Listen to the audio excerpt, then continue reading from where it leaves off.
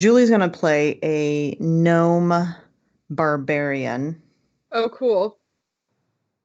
named Tok Tok, who has a This is the best part, Orchid. torch in one hand and a baby doll in the other. Yes. What?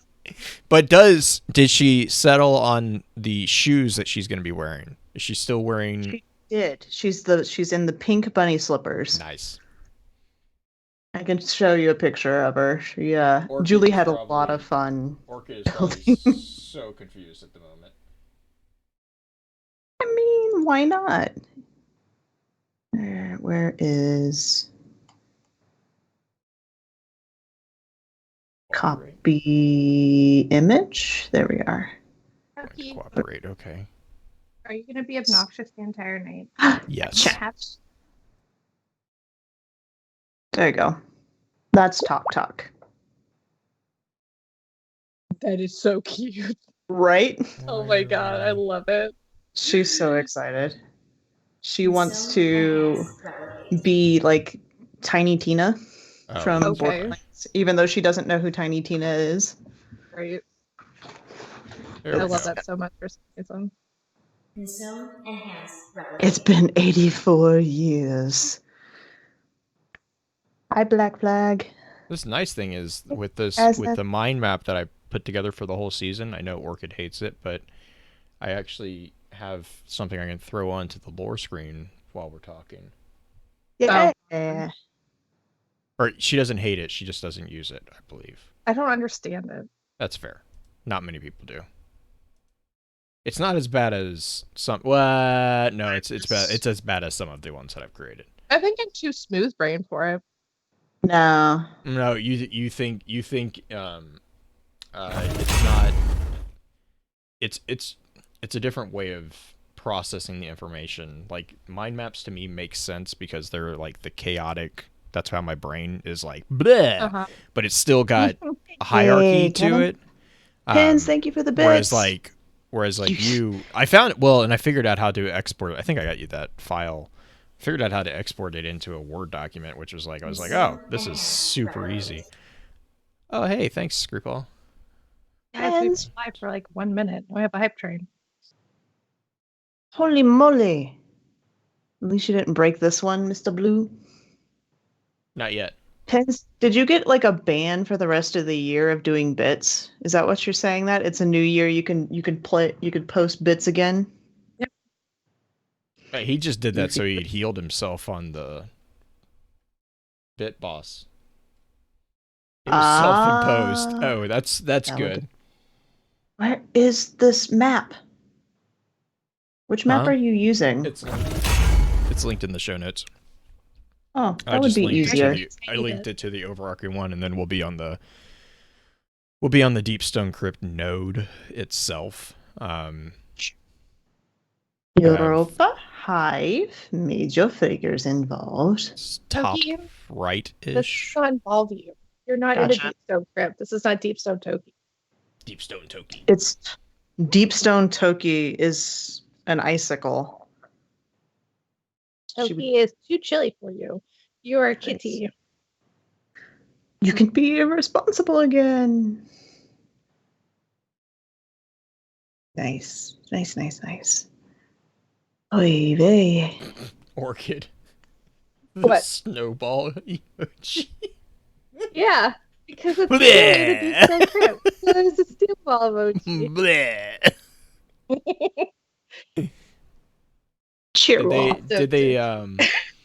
Did they fix your emote yet? Which one? No. Blitz splat. What's wrong with your emote? It still goes. My gingerbread house. I found it the other day, and I was like, "Oh, this is the emote she's talking about." Yeah, the trans mat effects. Oh no. That's her censor sound. I'll have to send you the censor sounds that I have for both of you. The blink splat. Blink splat. I'm concerned. It's the gingerbread one. It doesn't what was it, Orchid? It doesn't do the gingerbread house sound. It just does the So fall over, or it's yeah. no, so it does the sound. It does the sound. It does it, but when it comes in, instead of breaking apart really nicely into a triangle, it just like does it flat. Okay. So it's just really sad. Got it. Mm-hmm. It's not cheerful like Christmas. Or the dawning. It's just like yeah. I think it's only on your thing just sad. too, because it works fine on mine when I was watching it. It does not work fine on mine. I think it's PC. Well, it's not regardless, just PC, it's on I have Xbox the too. best audio for Orchid now. Whenever we need to censor her on the podcast, you just hear a blink splat. Yeah, I know. Blink splat. I heard it Blink on that splat. one episode. I was like, oh jeez. And then green, I have which one did I have for you? I have bleep bloop for you, I think. Bleep bloop. Bleep bloop. I like bleep bloop. Oh, I think Julie sent me the picture of the die. Yeah. So I got her a dice bag with it as well. Did you get one from Elaine or just like a generic one? Did you get her a dice purse or a dice bag? Like, is it a bag of holding, or is it? It's just a tiny bag. Okay, she does not need. I do not need to addict my wife to getting multiple sets of dice. I'm gonna put this one in Discord because it's on my phone. This is my. Anyone who recognizes this is one that I still love it because actually I still have dice. Yeah, I still have dice in it, from a long time ago. For chat, I don't know if you guys can see that. Nice. I have a Mage mini the Gathering one. Purse. Yeah, I have a giant bag of dice as well that I have for when we actually. I also have dry erase map, which is super nice. I love that thing. I'm sad because I haven't had any chances to get it out. Let me see. Orchid, I was going to get you details. What kind of details? The good kind? For here it is. That's what I was looking for. But Orchid, the Discord, the super secret sneaky chat has a picture of her die. Oh, nice. Are we that far behind on the stream? You guys are. What's up with all those emotes? Someone just got we just got a hype train thing.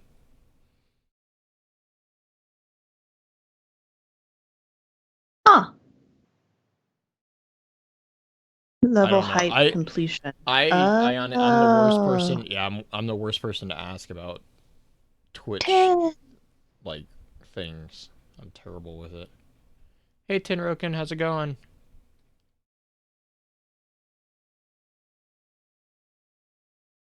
What was I doing? You were getting things for Orchid. Yeah, I was gonna get her the loot crate details. Is that what we're doing? Okay. Well, you were asking me, and I actually have written up a thing for them. Yeah, because I asked you what you wanted me to shill tonight. Mm-hmm. Are you gonna be a professional shiller? She offered last time, and I took her up on it because I always forget, and she's really good at it. I'm good at shilling stuff. We need to figure out eating funny pie. bits. Ooh, mouthful of pie. It's so good though. What kind of pie? That's what she said. This is my favorite kind of cake. This is strawberry crepe cake. I've never had that before. It's a bunch of crepes that has strawberry cream between each layer, and then there's strawberries every so often on the inside that are like sliced up. That sounds delicious. I binge watched a bit of the latest season of Great British Bake Off yesterday with Cole and Julie. Josh live tweeted that to me on Hangouts, and so I have never seen it. I will never watch it because I have no interest in that type of show. But I will be honest, having Josh live message me, it was like, I don't know what the hell's going on, but this is hilarious. Like, Ronan is why is he still here? He's so terrible, but he's so nice. They can't get rid of him. Do you just want me to say orange? Ugh. Orange? Yeah. So he was in my stream on Tuesday, and he thinks the way I say orange is really hilarious. And ORNJ. Orange. Orange. You really do kind of chew that middle bit there. Orange. Orange. Orange. Orange. I'm just gonna have like a clip of us for like 30 seconds trying to say orange. Orange. Orange. Oranges. Pineapple. Pineapple. Are there any other weird words that you have trouble? I say supposedly, and it drives. I say that. It's just natural. It's from childhood. No one ever corrected me until Julie. Yeah, I can't talk about pronunciation of words. Supposedly. I can say it if I focus on it, but I grew up saying supposedly.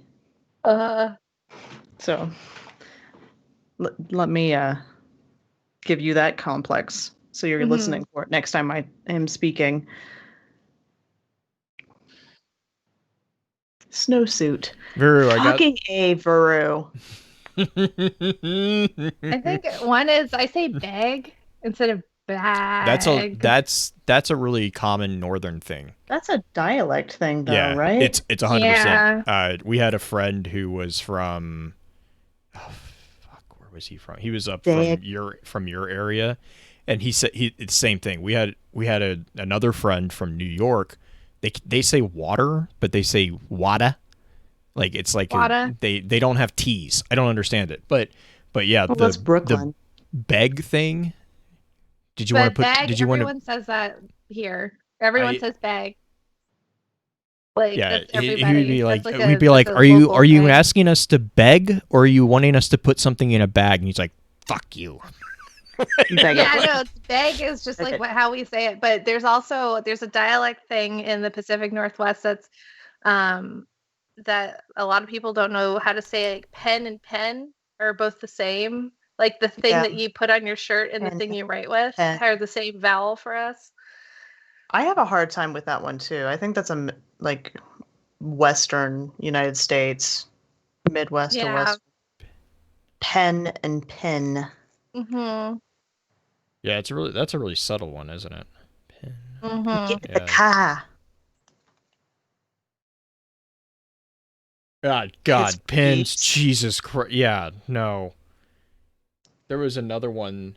I don't think you sent it to me, but there was one. Oh no, that was the one that we got Justin on. Where did you? Washington. where the guy who mispronounces all the food words. I'm trying to Merbles. Merbles instead of marbles? No, I'm gonna have to look it up. All right, hang on. We were gonna start the show, I promise, but now we're gonna. We're talking about food now. It's fine. It's just like a normal FFC night, right? Yeah. I have to navigate. I went down a Beat Saber YouTube rabbit hole last night. Why? Because it's fascinatingly terrifying to watch. Like it. I don't know. I also was watching Doom humor outtakes, which is hilarious, and Doom Eternal. The sense of humor that they have is just amazing. Dark. Yeah. Oh, no, it's not even dark. Well, I mean, it's kind of dark, but it's like, it's not like dark. Like, it's like Sure. you can't do that, and the Doom guy does it while looking at the AI like in the he's like, It's and the AI is like, fine. Like, there's one where it's like Deadpool-esque. Yeah, except it's Doom guy where it's like, you know, he's like huge. He's like it's like Juggernaut being Deadpool, really. Oh yeah, no, the anime Beat Sabers, that's the one I was watching. It's fucking nuts. Like I can't. I was watching him. I'm like, I can't even like register. ODST does have some amazing one-liners. Nothing is the best one. Mm-hmm. You ready to start with the No, I'm the getting recording? you this YouTube video so that you can. I know you're getting to the YouTube videos, but like Orange juice. Spagooter. Spagooter. Bursal spouts. There is one video that kills me every time. Spaggy and Merbles.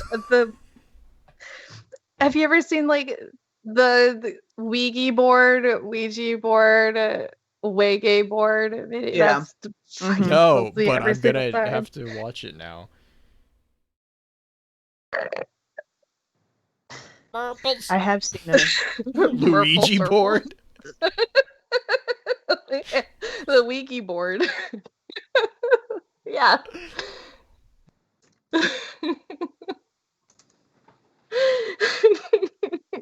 What is this?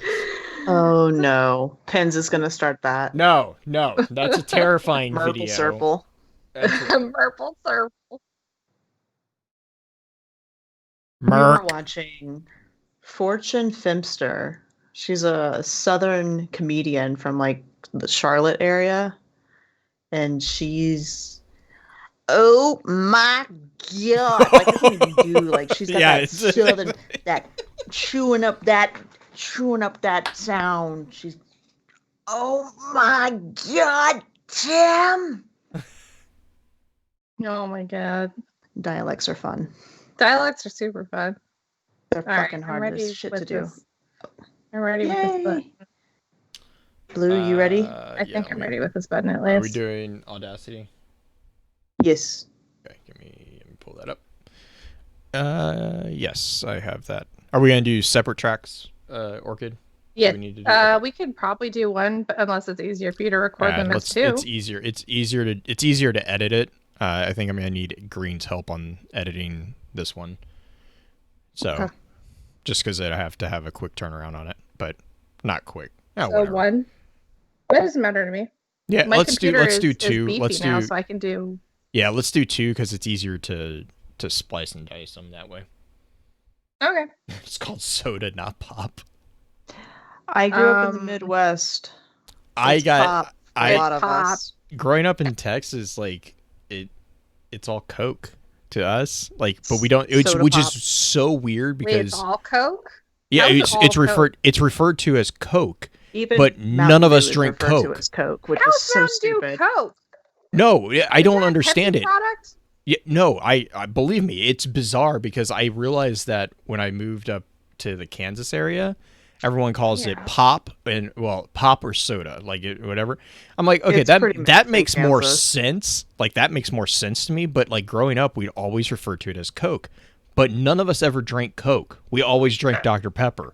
Like it was the weirdest like mental gymnastics that like. So how do you order stuff? Oh, we always You order. say, I want always a Coke? Do you want a Coke? No. Dr. When you're Pepper? ordering, Like, when you order, we always order, either Dr. Pepper or Sprite or whatever.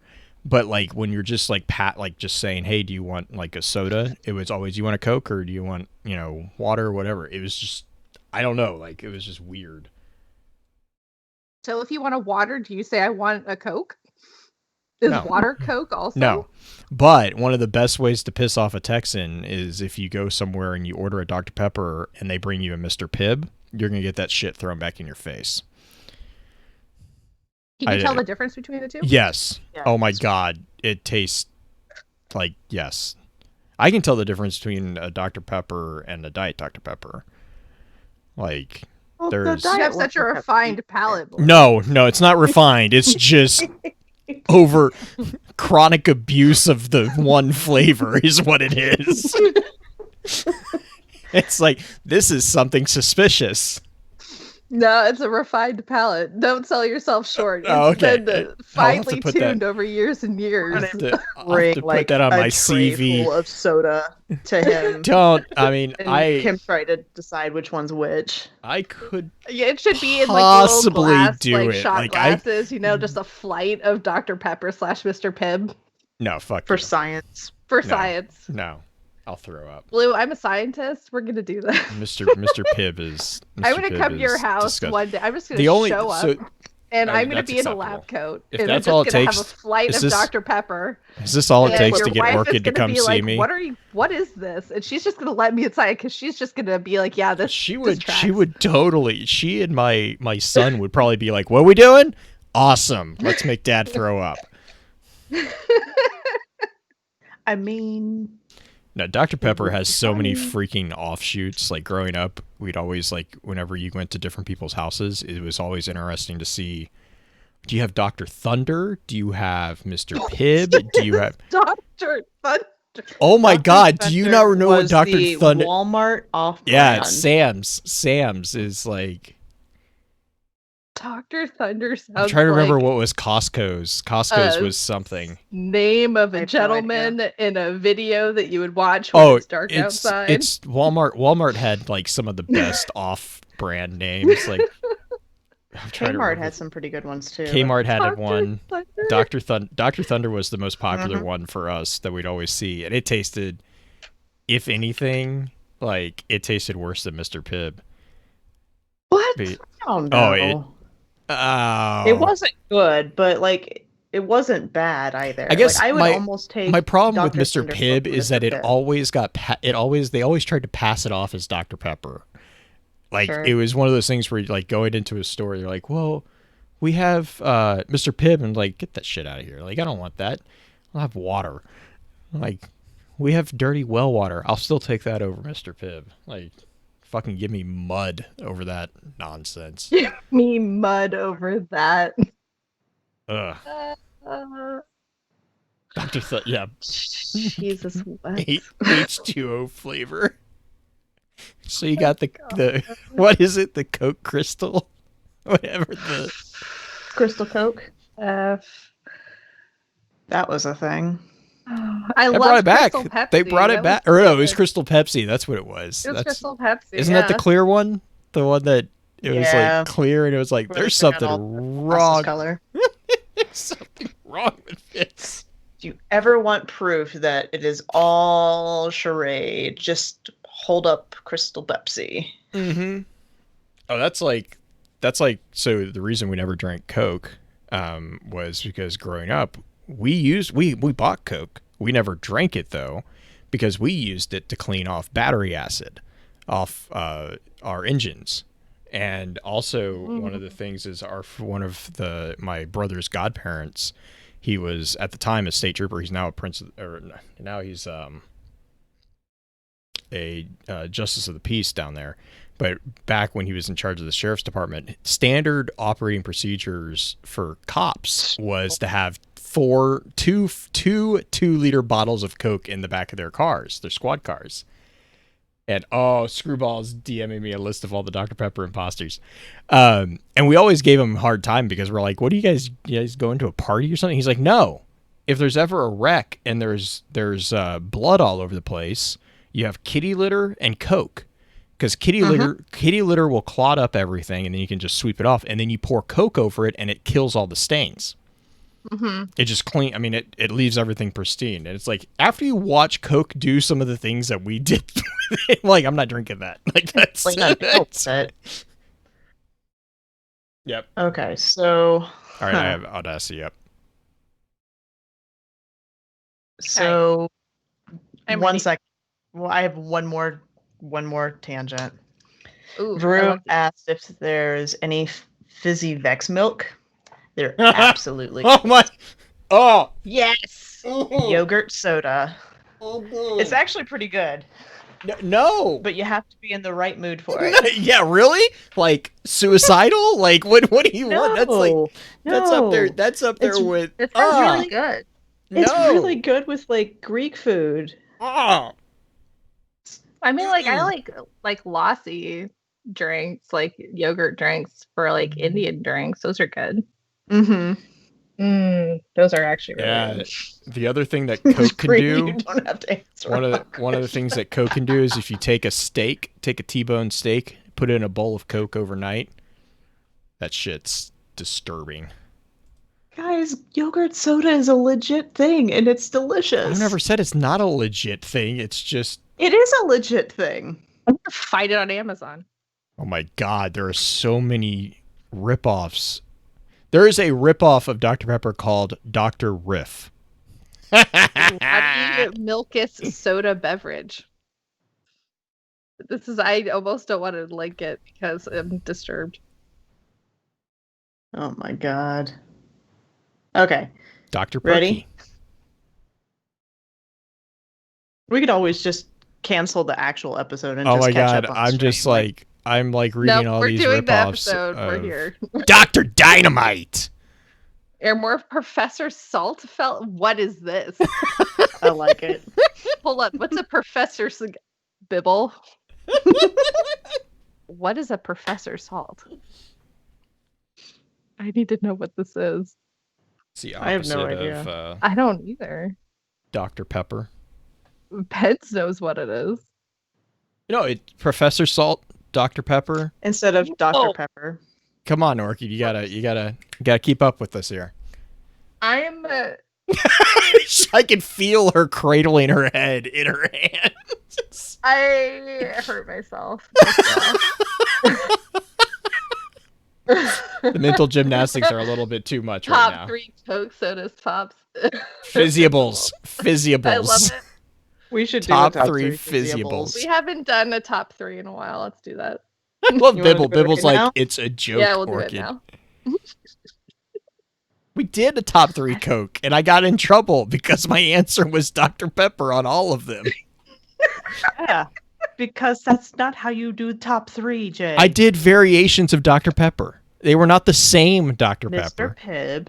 No, fuck that. Cherry That's Dr. bottom Pepper. three. Thunder? Vanilla Dr. Pepper. Dr. Thunder. Vanilla Dr. Pepper is not horrible. I like cinnamon Coke. Cinnamon Coke I've actually had, and it's not bad. It's a Christmas Coke. It's good. It is. My favorite Coke, I'm just soda growing up was the vanilla cream Dr. Pepper from Sonic. Yeah, from Sonic. That's because because they actually mixed Melted beer float or Dr. Pepper float. I've been destroying a bubble tea while we've been doing this. That's disgusting. That's disgusting. Tapioca is. I have not nice words for what tapioca is. What, fish poop? Delicious and chewy, and it's fun to gross you out with because you see them coming up the straw, just in little those dark little bubbles. I typed it in chat for you.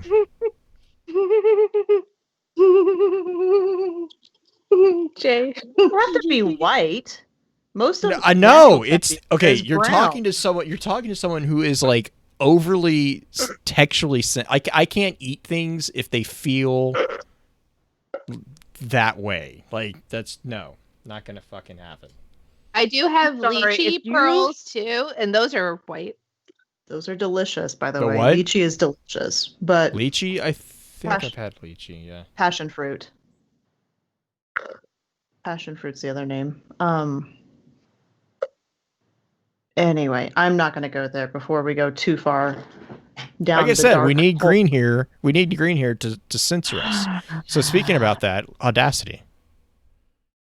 Okay, I'm ready. 3, 2, 1, click. Yay. Orchid It changed. takes Orchid 45 changed minutes to directions. Guys, we're Claps. back. Yay! Jeez. We're back. It only took us like 50 minutes this time. We're good. Oh, God. We're starting the year off strong. Yeah, it's almost 10 o'clock. Starting the year off strong. This is fine. Clap. All right.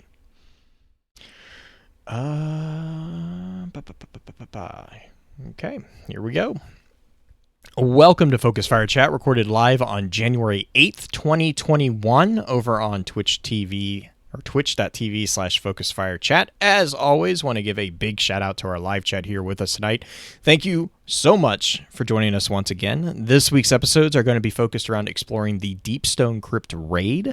This particular episode will serve as what we have come to call the intro session of the week's exploration. Before we go any further, however, let's run through a quick introduction of who all we have with us on the show. As always, this is your host, Blue Crew 86. And this is the highly caffeinated green-eyed music lover. That explains so much. It really does. Hey. No, I'm just like fine. that honestly does actually explain. Mm-hmm. It does. Yeah. Hi, this is Resident Otter Mom. Hey, it's Orchid.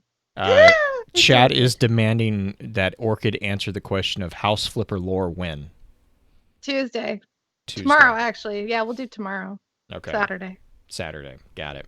There you go. For anyone who's sorry that you missed the live House Flipper lore stream from Orchid. Yeah. Lore explanation for green mechanics. Caffeine. Yep. So yeah, we survived 2020. Now we have to deal with how it won, because 2021. Prestige level 2020. Oh, that's terrifying.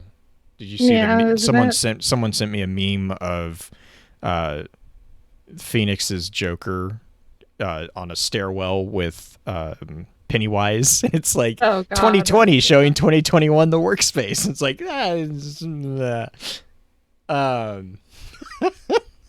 Chat's mad at me for the joke. So anyways, yeah. We're gonna start off as disjointed as we normally start off, and Orchid's gonna shill some stuff for us. Orchid's got a few special announcements for us, I think is the way it's supposed to say, right? A few special announcements. I would love you guys to visit us on thelorenetwork.com alongside many impressive lore content creators, and please let us know your thoughts on the weekly lore roundups. We do both for podcasts and for YouTube. So you can let us know at Focused Fire Chat on Twitter, or you can add us at the Lore Network as well on Twitter. Also, please leave us a review over on iTunes. 5-star reviews really help us, so it allows other people to find us on iTunes. Also, it really makes our day, so I would appreciate that. Thank you.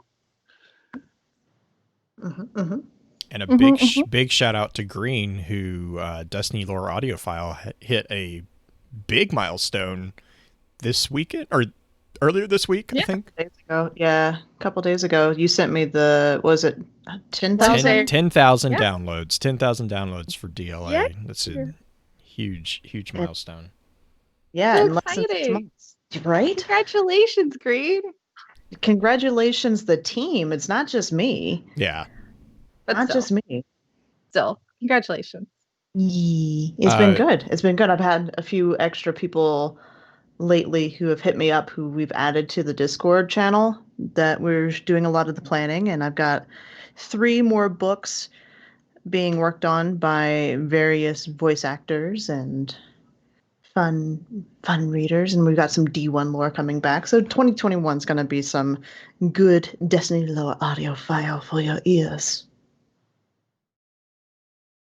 Also, we have an actual sponsor for this episode, guys.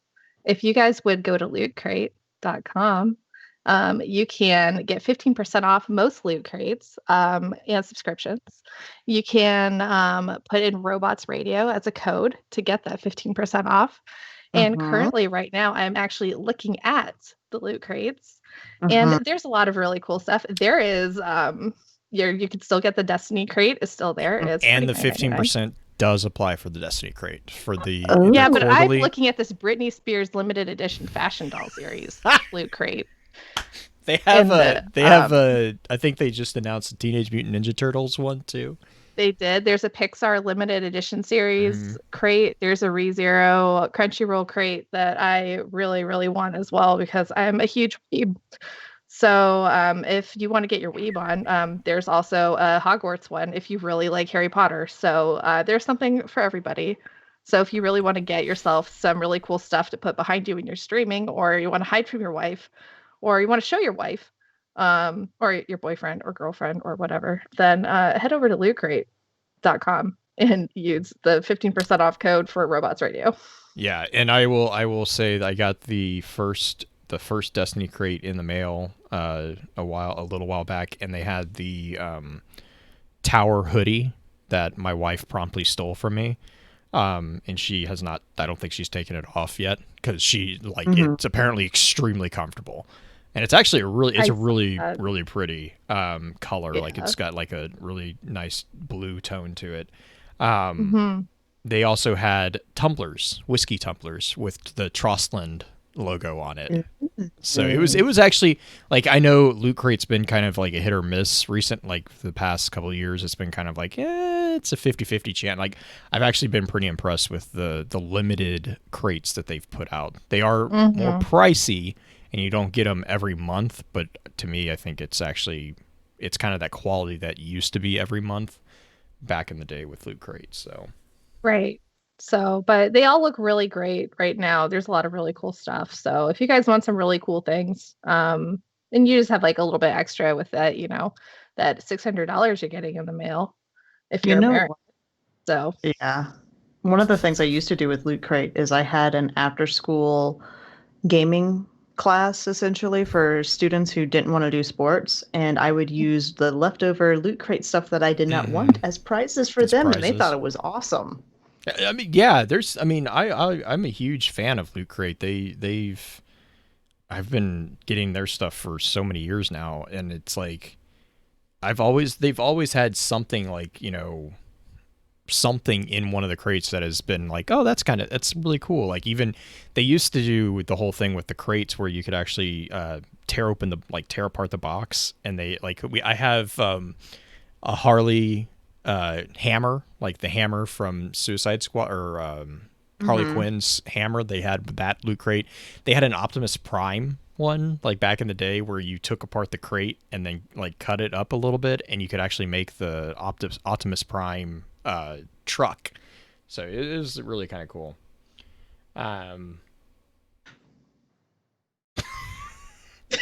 Basic Orchid in chat is the theme right now, I guess.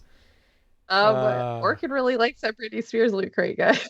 With all that's happening in chat, and everyone's calling me super basic for it. So I'm just defending myself against like poor little like 1998 Orchid over here, who definitely had the blonde pigtails and sang to that all the time in elementary school. It's okay. So. You're not fired. Yeah, I keep trying to get him fired. You guys keep not firing me. Chat has agreed to continue your employment with Focus Fire Chat. Thanks, guys. I appreciate your support in 2021 in these difficult times. Your support has allowed me to keep putting food on the table. Wait, what? Yep, this grape cake and this bubble tea that I'm eating. Oh man. All right, so jumping right into it, just some like basic like kind of the cocktail knowledge piece of the intro session. So the Deepstone Crypt is something that's been around for 6 years, 7 years. When did Destiny 1 first come out? Because that's basically when it came out. Like, Deepstone Crypt has been around for D1. There was the Titan mark. So, I mean, it's, I think Legends. Well, and I know, like, Legends. yeah, Ghost Fragment Legends was was another one. Like, we've been speculating about the Deepstone Crypt for, almost as long as we've been playing Destiny. And do you want to read the Ghost Fragment Legends, Green, that you had pulled up here? Well, I could read it. I just had an easy summary of it here. So after the collapse, most exos knew the Deep Stone Crypt only as a dream that many of them would experience. Some of them they would make it to this tower in peace. Some of them actually had to fight through waves of people that they knew in life before they got to the tower. And it was a tower on a black plane. We used to think that was the reboot setting. That's what I remember us talking about last time, Jay, is that we discussed that that's the defragmentation, that you're getting rid of all those bad thoughts. Yeah. Which has been disproven. Mm-hmm. Wait, but I'm not, I mean, it's like every theory that I have with Destiny. I'm not upset. I have more questions now. No. But yeah, like the Tower Dream, oh my gosh, yeah, sorry. The Tower Dream, like the explanation of the Tower Dream actually brings up more questions. But it also confirms that the Tower Dream is got really nothing to do with the reset or with the Deep Stone Crypt. It was You want to know what I think it is? Are we already going to jump into that? Let's do simulation. Yeah, the Exo Challenge simulation. I think that's what they were. Like those are basically the same memories of that. So my challenge to that, like I kind of am in agreement. I think it's along the same lines as the Exo Challenge, but the thing is I actually kind of tie the tower and the black plane as the long slow whisper. In a similar vein as along. I don't know necessarily. I don't think it's the same thing, but I think it's in the same kind of thematic thing. The reason I wouldn't say it was an Exo Challenge is because the Exo Challenges were designed by the Clovis AI. And at the time of the Exos, we have record of the Tower Dream before the Clovis AI was in place. So, and when like before everything? So in the timeline of everything, like the exos that we have documented notes from Clovis being upset about dreaming of a tower existed before the Clovis AI, the big Clovis AI head, before that was in place, because that didn't happen until after Clovis had pretty much died. Because he uploaded himself into the AI, and then also, well, he never fully, completely uploaded himself into Clovis 1, but that was the intent, was he was to have a mobile platform in Clovis 1, and then the basic, or the giant head was kind of like his home fallback point. That's why creation was described as one of the safest places in the system, because that was ultimately the heart of where Clovis was before the whole event of Deep Stone Crypt, before the events that we're going to be talking about with the Deep Stone Crypt raid. The AI was his kind of fallback thing, but that AI is also the one who is responsible for creation and management of the exoscience simulations. So like, and training of Elsie, he talks about how he designed those specifically for her, and that she made them through easily enough.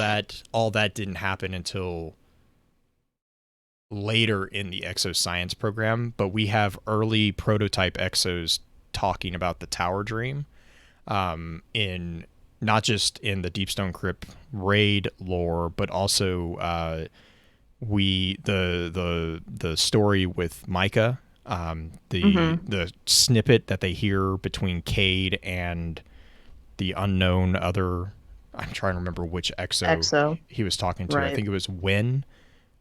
It was either Win or I think it was Win. But the two of them, when they had that conversation that Micah overhears, they're talking about the tower. They were talking about the tower and about how like the dreams and how they weren't going to tell Micah's father about Hector. It, because it was Hector was the psychologist, right? Psychologist. Yeah. So like, I mean, the only, I think it's in the same vein as the simulation, the Exo Challenge simulations, but I don't think they are the Exo Challenge simulations. I think that Clovis, as most of Weyland-Yutani does, he took it and modified it to fit his purpose. That being said, I am interested in like the thoughts about the tower, because it does seem like a fragmentation resolution thing. It also is very interesting to me because when we first encounter the darkness, we meet them on a plain of flowers. And there is no tower that I remember from that cutscene, but there is a plain. And so we know with the Alcahest creation process, the darkness is involved in what makes Exos successful. So I'm curious about that as well. Mm-hmm. So should we go into what we now know about the Deepstone Crypt? Yeah. Yeah. I've been very happy with how the Deepstone. I have not done the raid. I won't do the raid, so don't hold your breath on that. But the way. Wow, I think you should.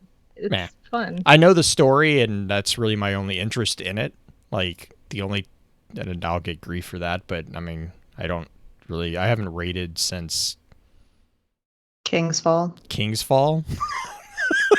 And that was a horrible experience from a mechanic standpoint. So it's really not so bad right now. No, I've heard wonderful things that it's very nice. But from a mechanic standpoint, I just don't have any interest in it. But from a lore standpoint, like what happens with the Deepstone Crypt as the raid process, and especially the consequences of that raid process in the game world as a whole, is really, really significant, especially with focus on Europa. Like it explains so much of what's happening on Europa in game currently. So as far as like the actual raid piece, we know the major figures. I know this will trigger some people. Atrax, the wild card, or Atrax 1, kind of to hint at something to come there. Tannix is back, guys. This time again, he has such a cockroach. He won't die. The theories of Tannix that have grown from his involvement with Deepstone Crypt have been enlightening. I have a theory. Very interesting. Tannix has stock and hostess. Because Twinkies never go bad. That's a false claim. I was going to say because he's as sweet as cupcakes. Twinkies go bad 45 days after they've been made. But anyways, I don't know. I've eaten ones that are a couple years old. They're totally fine. Well, I never said you can't eat them. I never said you can't eat them. Technically. I mean, they're edible, so they're not bad. There's so many preservatives in them. That's like French fries. I mean, you find a French fry 10 years later, you can technically still eat it. I wouldn't advise it, but... Don't tell me what to do with the food I find under the seat of my car. If you heat it up, it's still a little... Yeah, anyways, Aramis is also involved in a little bit. And Green, I know you wanted to talk about Aramis's involvement because of the way that the Glassway strike actually is tied into the Deepstone Crypt. Yeah, Aramis basically is the reason that we kind of have to go into it, the Deepstone Crypt in general, not only because she's the big baddie for the season that we take care of in the first couple of days, but she's also the one who's kind of orchestrating this whole transition that Atrax and Tannix have experienced. The thing that I would like to go over is why just the two? Was there only enough exofluid that we got from the Glassway strike for that? Because Tannix, I would argue that it was our interrupting that is the reason why, because Atrax, there are multiple copies of Atrax, and I like, given especially what we learn with the A Hard Rain Falls quest from Exo Stranger, and when we get introduced to the Clovis AI, it really is. I think we just threw a wrench into the machinery. literally and figuratively, that kind of stop them short. I think that we would have had more fallen exos if they had had more time to prep for it. But basically we hear, oh, hey, they're doing this, and then immediately go there to stop them. Like there was no like, oh, we're going to give them a month or two while we get ready so that they can get ready so that we can have a big fight. No, it was kind of like, as most Guardians approach things, there's a problem. Here's a sledgehammer. Let's break it. Right. And I think that's the reason I actually really like the theory that Tannix has had access to Deepstone Crypt technology prior to this reveal of him. It kind of explains some of the things about Tannix. It also opens a lot of interesting debates and questions about that. But I know that's a really popular theory right now. That's why Tannix is even here, is because Tannix actually had been using Deepstone or the DSC technology. Tannix has access to SIVA too. Correct. The SIVA perfected version, right? And like that's actually the argument for the theory that Tannix had exotech already. The reason why that kind of holds water, I haven't done a full dive into just the theory just yet, but I can see it holding water because it explains how he dies and then comes back repeatedly. And then also, if he has exotech already, SIVA is another technology from Clovis Bray's warehouse, if you will. So the synchronicity between the two would make a lot of sense. Just they were in totally different areas, though. Like SIVA was not on Europa. Correct, and that is Tannix did not have SIVA until we discovered SIVA. Like Tannix didn't use the SIVA mites until we unleashed it on Mars. Tannix is an Apple junkie. He's got to have the newest iPhone. I think that is, as funny as that is, I think it's also pretty accurate too. Tannix is I mean, we've known that Tannix is loyal to only himself. The entire I don't know if you guys saw, but they have an entire entry from Tannix that is detailing why he took the contract to free the priest and not Aramis. Because Tannix actually is a compatriot of Aramis from back in the day. And he chose not to free Aramis from the Prison of Elders, but he did free the who was it? The Archon priest of House Winter, I think. Mm-hmm. Like he actually has a note in I think it's the Deepstone Crypt lore, but it's a letter that's basically him kind of like the correspondence setting up the contract to free the Archon priest. And it's like, oh yeah, the only reason he did that was because he got paid. Like he legitimately is a mercenary.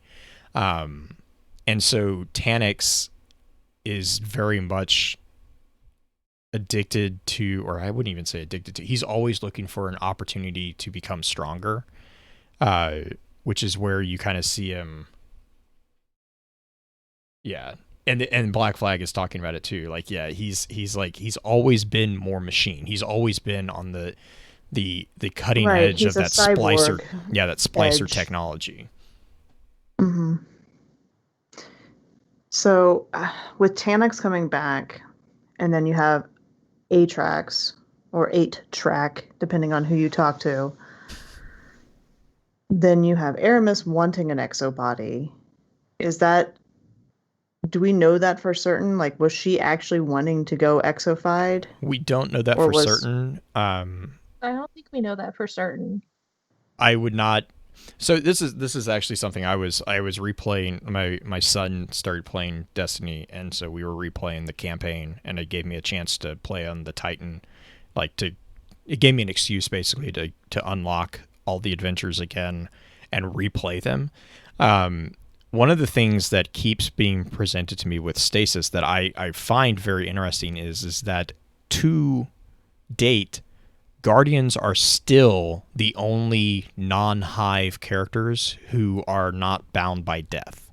So like even the Exo Stranger who has stasis abilities, even the Fallen who have stasis abilities, they are still bound to a singular life. Putting aside the Exo's time hopping capabilities for just a second there. But like if they die, they die. Like there is no ghost, there is no dark variant of ghosts to bring them back. So the Guardian is actually significantly more powerful in the sense that we have that reset capability, which is where you see things with Atrax and Aramis. I can see Aramis chasing down that exo tech for that exact purpose. Is we know live forever. Right. We know that stasis can be wielded by exos. We know that stasis can be wielded by people who have not been exposed to enormous quantities of paracausal energy, because it is in its own sense, its own unique sense of paracausal energy. So if you can give yourself an exo frame that is backed up with the ability to, I mean, it's not that you have more power, it's that you have now an escape of a reset. If I die, I just have to go back to the checkpoint. The checkpoint though would be the backed up files. Correct. Correct. In the Deepstone Crypt. It wouldn't necessarily, unless you backed up constantly, you wouldn't necessarily have all the current memories that you had prior. Correct. Though, that being said, with the lore that we got about Clovis or Banshee and Elsie, we know that the backups are able to be taken very quickly, as long as they're not back to back to back to back. Once the initial fatal scan has been done, it sounds like the backups are really easy to process, because they were doing backups while they were fighting the Vex when it was Clovis 1 through 43. The backups that they made of themselves were it seemed like they were on the go, like because they were dying so fast that they were actually burning through memory banks. The processing could not keep up with them, which to me read, you're able to process a lot of that data on the fly. Yes, and Black Flag is calling out, there was a cutscene at the ending of the campaign where Aramis tells Atrax to go prepare the body. Now, we don't know which body which was being referred to. Could be Atrax's exo body, it could be Tannix's exo body, or it could be another exo frame. Like, we don't know that.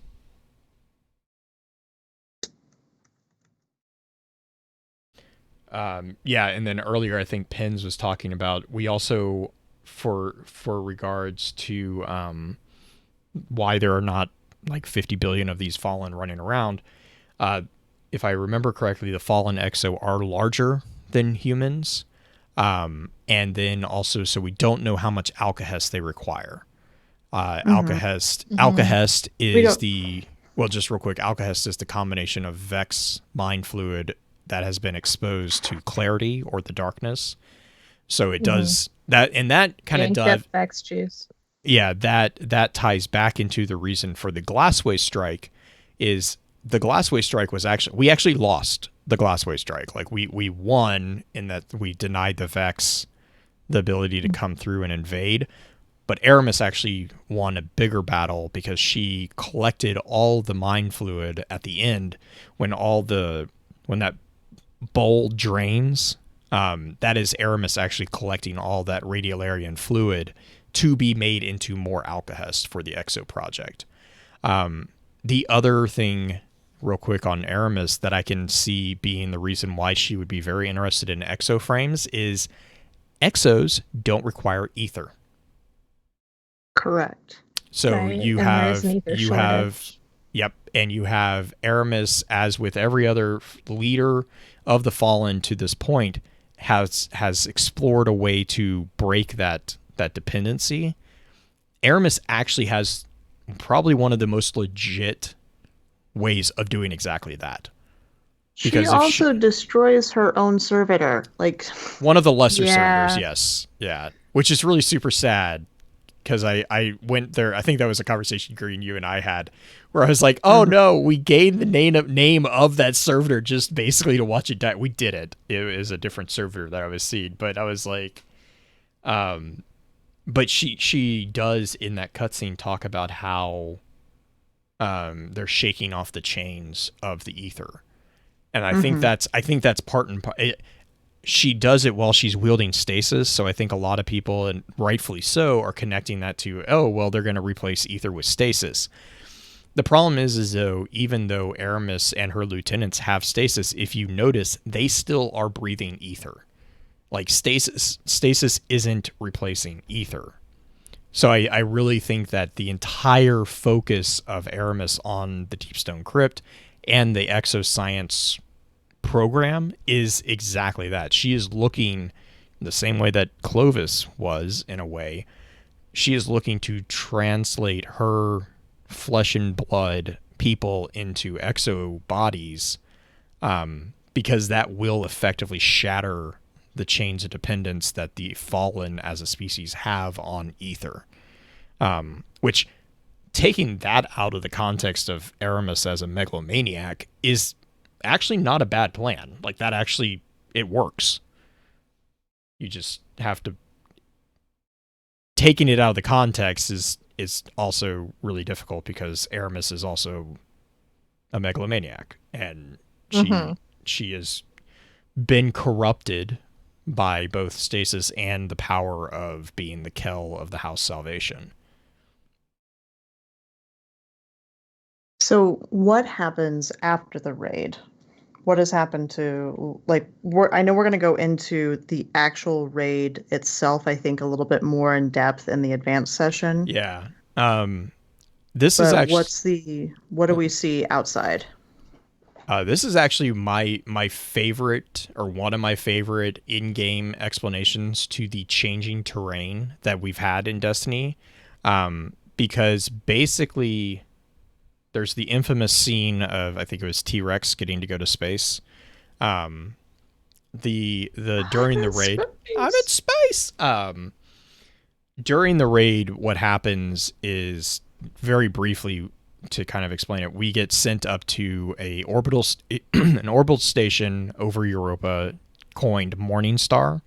Morningstar as an orbital station, I think, Orchid, you were the one that had the question of, like, what is Morningstar? It was more like, it wasn't what is, it's more like, what's the actual purpose of it? Okay. Like, what was the end goal of Morningstar? Morningstar was literally a kill switch. Like, the end goal of it. The end goal of Morningstar was literally a kill switch for the entirety of the Europa base. We see that with Clovis Bray in his logbook that we got.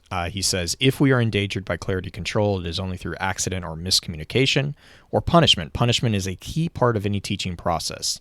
Still, I am keenly aware that there might be some danger I cannot foresee. It's so humble of him to admit that. So I have ordered an orbital platform constructed over the worksite. If we need catastrophic containment or a quick and thorough redaction of our work here, the platform will excurse from its orbit and collide with the site. Europa's orbital dynamics make even higher polar orbits very unstable, so the platform needs onboard power for course correction.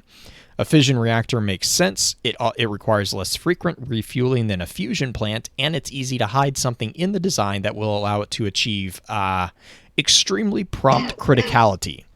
Now we can proceed with peace of mind.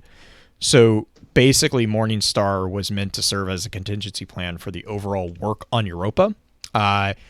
It was a fallback plan to contain anything that comes from the star that they were basically farming, the Vex. They were basically like, hey, if this all goes sideways, we can just nuke the ever living bejesus out of the site. And B, it also was like, hey, if we ever get in trouble with legal ramifications, we'll just redact everything that we did here. And it was an accident. Blow it up. It was an accident. It was also also connected to the fact that with Clarity, Clovis said specifically that they were not to move Clarity as they did with the K1 artifact, because they tried and nearly 20 people were killed because the artifact lashed out and specifically like eradicated I think it was 19 people. So it actually played nice in his plans, because he's like, okay, well, it's not going anywhere. It doesn't want to go anywhere, so we can build something directly over it. And instead of worrying about making it mobile and being able to track things, we just focus it all, Clarity was basically ground zero for Morningstar's landing, I guess would be the word for it, which is actually part of the entire reason that the raid, or part of the entire purpose of the raid, was the Guardians not just stopping the exofication, if you will, of the Fallen, but also killing the thrusters on Morningstar so that it didn't collide with Europa.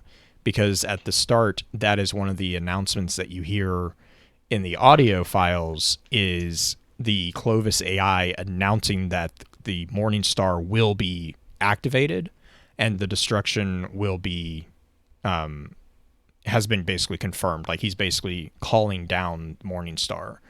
So we have to go, that's the reason we go up to the space station, is we have to break all the security locks to then deactivate that process.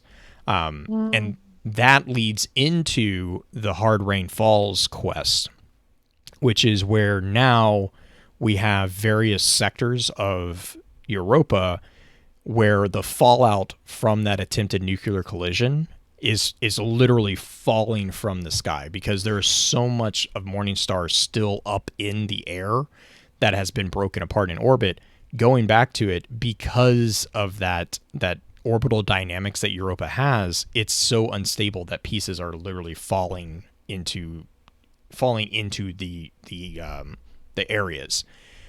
The reason we are being tasked with going to those areas is because the Stranger recognizes that the Fallen are going to continue to take advantage of any tech that falls down and survives that, and we are being called to kind of basically deny them the advantage that anything of value that is still within that wreckage, that's our job, is we're denying them the ability to gain any information from the wreckage of the Morningstar. The other thing that came about as an effect of the raid is that it opened up the area of Europa play space that's known as Creation. We kind of mentioned that earlier. Creation was arguably one of the safest places in the entire system. The reason being is that is where Clovis housed the central component of the big exo head. That's the Clovis AI. That's where he is housed, is in Creation. So he basically built a fortress around that. However, following the destruction that we caused on the Morningstar, the majority of the defenses of the Deepstone Crypt and of Creation were negated. And so this is actually why we are able to just walk there.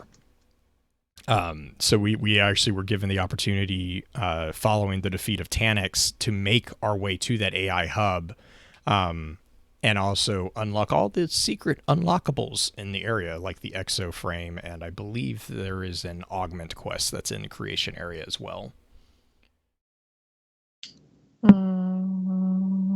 I have not done the augment quest, so those are, you're the one who's been working on them. Yeah, they're not, to be honest, there's nothing lore-wise really on, like, it unlocks lore entries, but there is no in-game, like, we hack into terminals that are hackable, but that's like, there's no in-game dialogue with the augment quest. Yeah, and then yes, the Black Flag is pointing out Morningstar is the naming convention there is a reference to Lucifer, the fallen angel. there is also a really interesting little tidbit. There's a legendary weapon that you get from the completion of the Hard Rain quest, the High Albedo.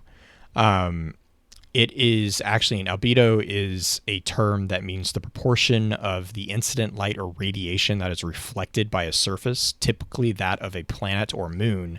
So really, when you say high albedo, what it is that is one way to say that something has a high reflective surface or nature, especially when you're talking about planets, satellites, and asteroids. So because Europa is mostly ice, it actually is very reflective. And the idea of the increased radiation exposure that Morningstar would have created, there was a debate on Reddit, Destiny Lore, I think, talking about the fallout effect of, like, if Morningstar had actually done what it was supposed to, like, would it have destroyed Europa? Would it have cracked the moon?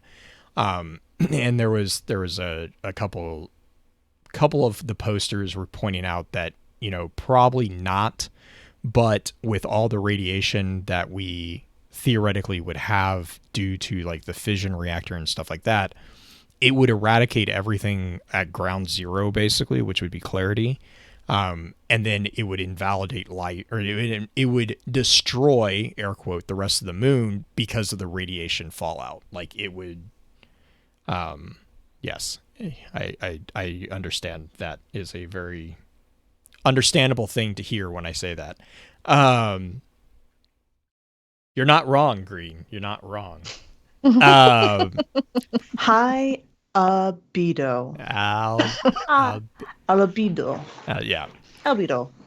But yeah, so, like, the effect, like, I really like how with this raid, like, we kind of saw glimmers of this with, like, Garden of Salvation, and with what was the other one? The Dreaming City. Like, we kind of saw how that Last Wish. Yeah, Last Wish. How, like, they kind of unlocked stuff, but, like, this, I want to say this has been the biggest one that has actually changed the playscape that we experience in Destiny as an overall overarching community. Like, with Garden of Salvation, there were community aspects to it, but this is actually one of the times that we actually see something that is done in the raid literally change something irreversibly in the game world. So I think that was, I want to say that's to me, that's really cool. I'm not sure if everyone agrees with that, but, it is very interesting to see how, even as Guardians, we circumvented the purpose of the Morning Star, and then also created a new event in a way. I'm also interested in your guys' thoughts as to why, with the afflicted areas, we have stasis regen increased. I'd be curious to hear your guys' thoughts on that.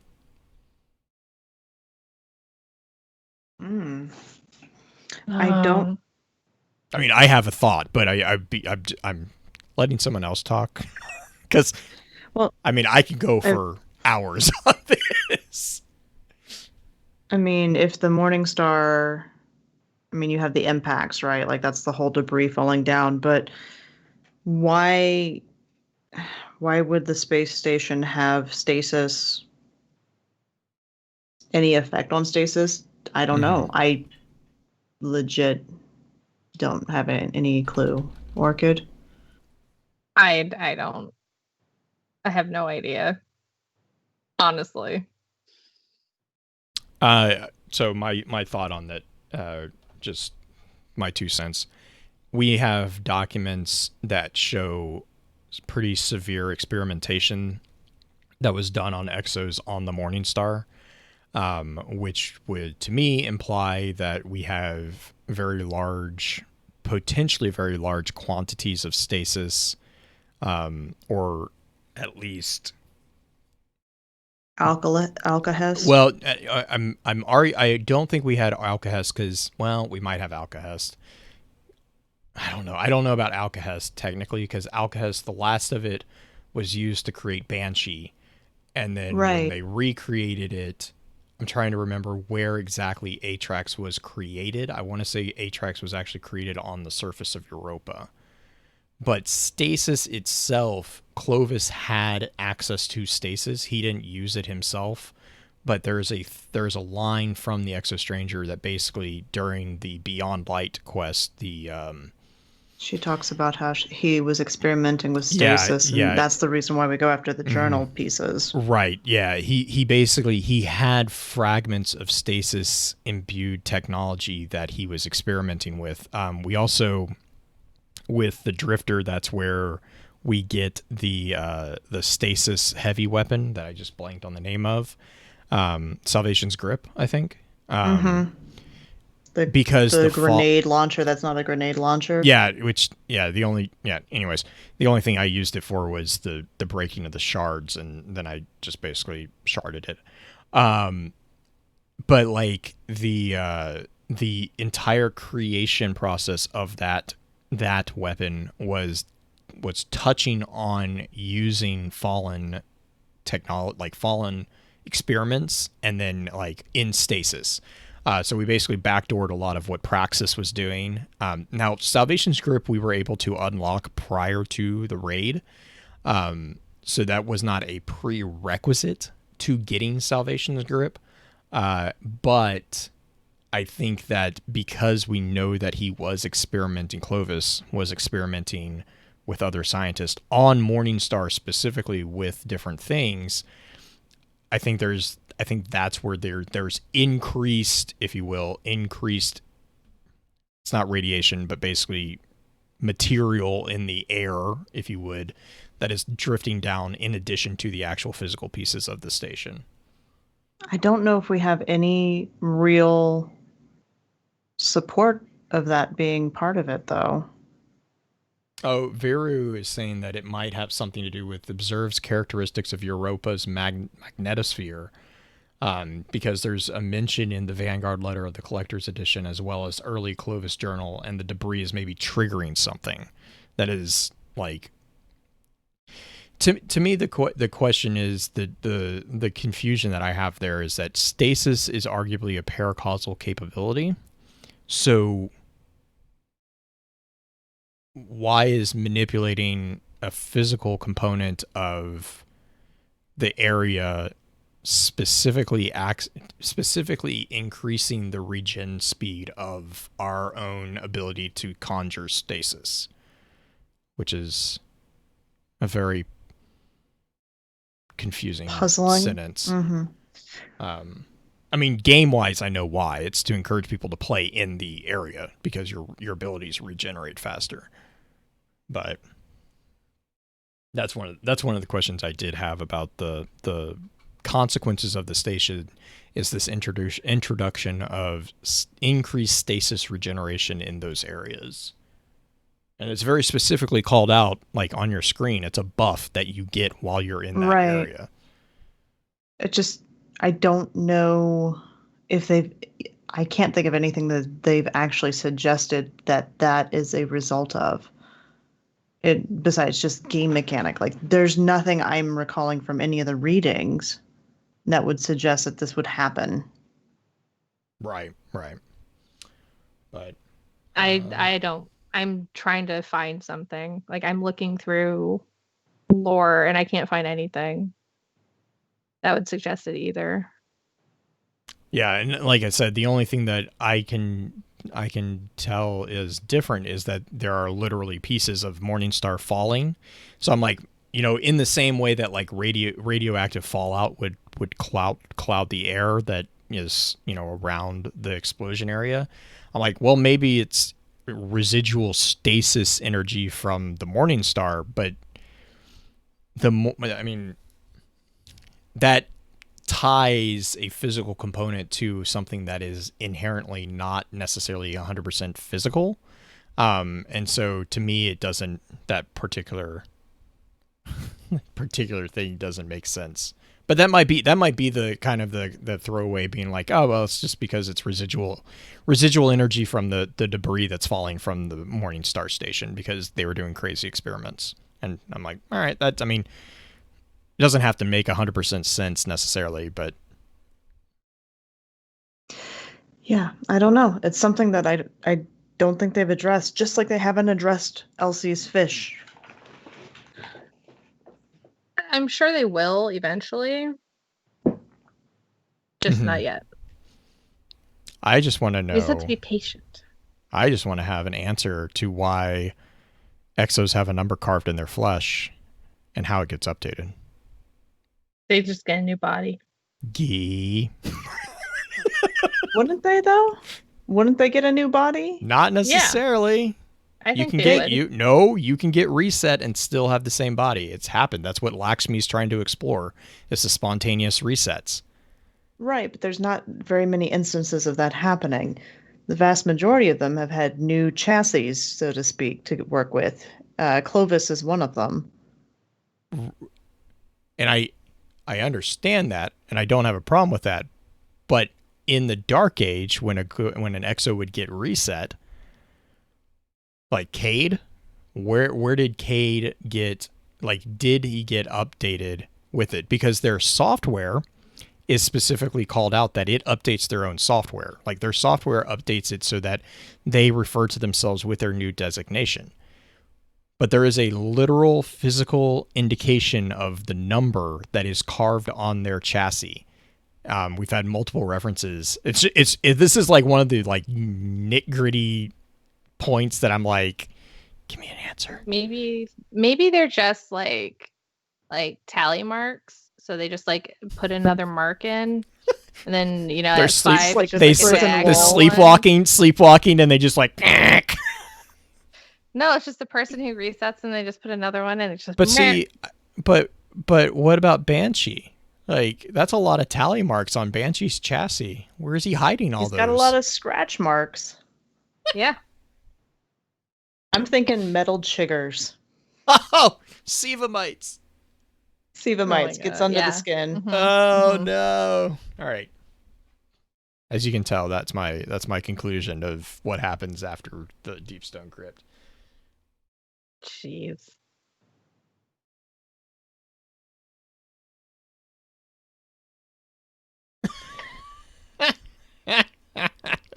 Vince. Exo tattoos. I think. Mm-hmm. Oh man.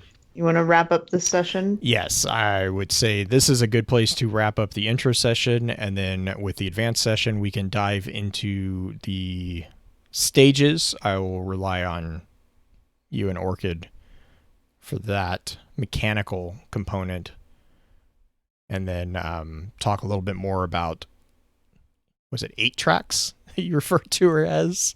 Mm-hmm. Oh yeah, 8 tracks. 8 tracks. 8 tracks tapes. 8 tracks in the Cockroach. God, that's a good band name right there. 8 tracks in the Cockroach. Oh man. So yeah, final thoughts. I'm really happy with it from a lore perspective. The raid, I think, satisfied a lot of the questions, but it did it in a way whereas with most Bungie stuff, it created more questions. They're like, here's the answer that's actually another question to the Deepstone Crypt. So I'm pretty happy with how they did it. Green. I think there's still too many things to answer. Well, and fair, right? It's frustrating, but I mean, I'm always going to think there's too many things left to answer. Like, why can we go up to the scary statue lady who's breathing in your face and not go mad? Like, that's a question worth exploring. I think honestly it might be because we don't spend very much time around her, and they spend a lot of time around her. Or we're already mad. I don't know. I spent a lot of time standing on top of her, looking down her. Nothing. Looking down her, nothing? No. Okay. Gazing down her mountainous chest. With respect. With respect. Respectfully. Green, shout outs. Shout out to, I have no idea. I shout out to the world not burning yet. Good job, world. God. We're kidding. We're getting somewhere. I mean, right now. I mean, the recording of this episode is January 8th, right? Like, the world is kind of crazy. 2020 was crazy. 2021 is proving to be crazier. The world is not falling apart yet. Hold on, find your happy place, find your anti-anxiety happiness in whatever way, shape, or form you can, because it's just nutty out there. And I dropped my pen. I'm sorry, podcast. Orchid, what about you? I don't know. Shout out to everyone who already has the raid title. All you sweats. Good job. They're all on PC, right? There are probably no. There's plenty of people who have it on Trigger. You're just referring back to previous inflammatory statements from last September. Are you trying to get me in trouble, Blue? Yes, that's one of my requirements. One of the best things that I saw today was someone posted that they want to return the 2021 purchase. They tried the 7-day trial period and want a refund. No, there's no refunds. I'm sorry. I tried. Chat's this talking is a about forced how DLC. 2021 is a forced DLC. Yeah. But no, seriously, shout out to everyone who in all the insanity that is going on right now, patience, kindness is even more critical at this point. Guess what? Even if you don't agree with people, treat them like they're still a human being. Treat them as such. That I think can be applied universally to any situation that we have. It's something that I've seen a lot of people posting about, and I agree 100% with it. It's we don't have to agree on everything, but we do have to treat everybody with the golden rule is to treat people the way you want to be treated. I mean, it's really easy. But that being said, I wanted to, as always, thank you for your time. And until next time, remember, with wisdom we conquer, stand strong, stand tall, and keep exploring. Stop the recording. Stop. Intentional design flaws. God, Black Flag. Intentional design flaw was 4 years ago. What episode was this? I forgot how to do this, guys. 224. Export as WAV. 32-bit or 16-bit?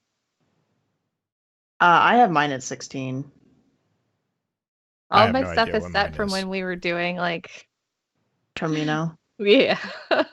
Either one's going to work because ultimately when we put it out, it's going to be downgraded to an MP3 file anyways. You said 220? 224. Oh my god. Feel old.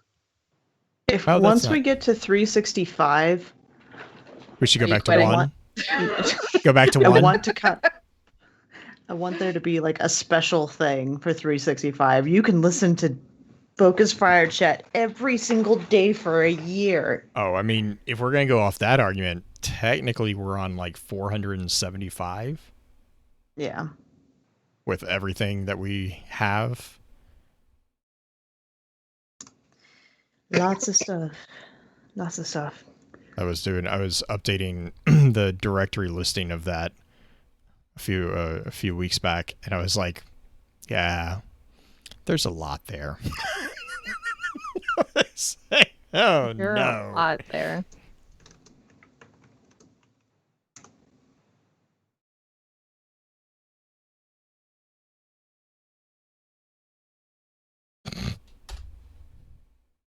What are the roles on the hand cannon and the HMG heavy machine gun?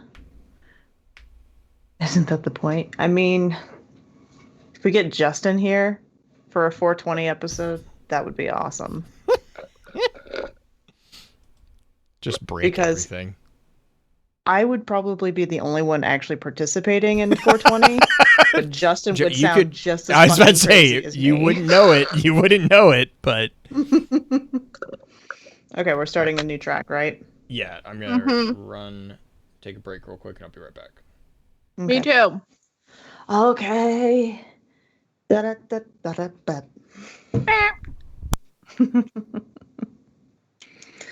Oh, goodness. Ayo.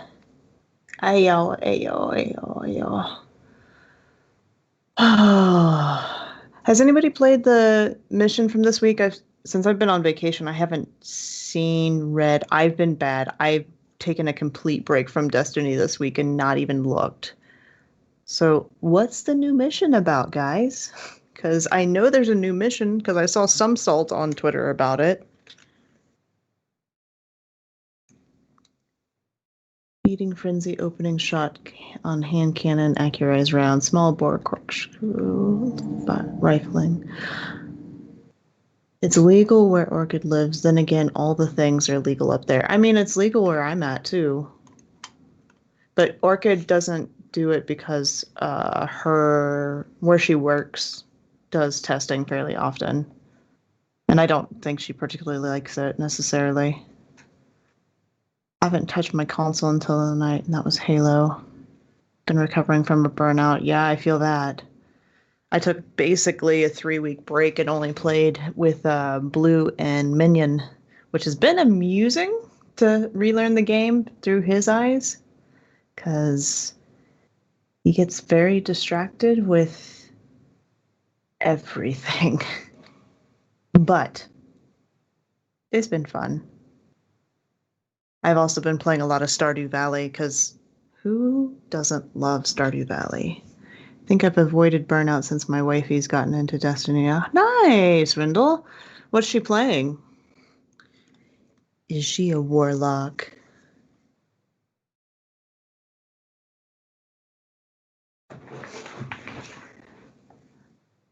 She rolled a hunter. Oh, she's in for a world of all sorts of salt.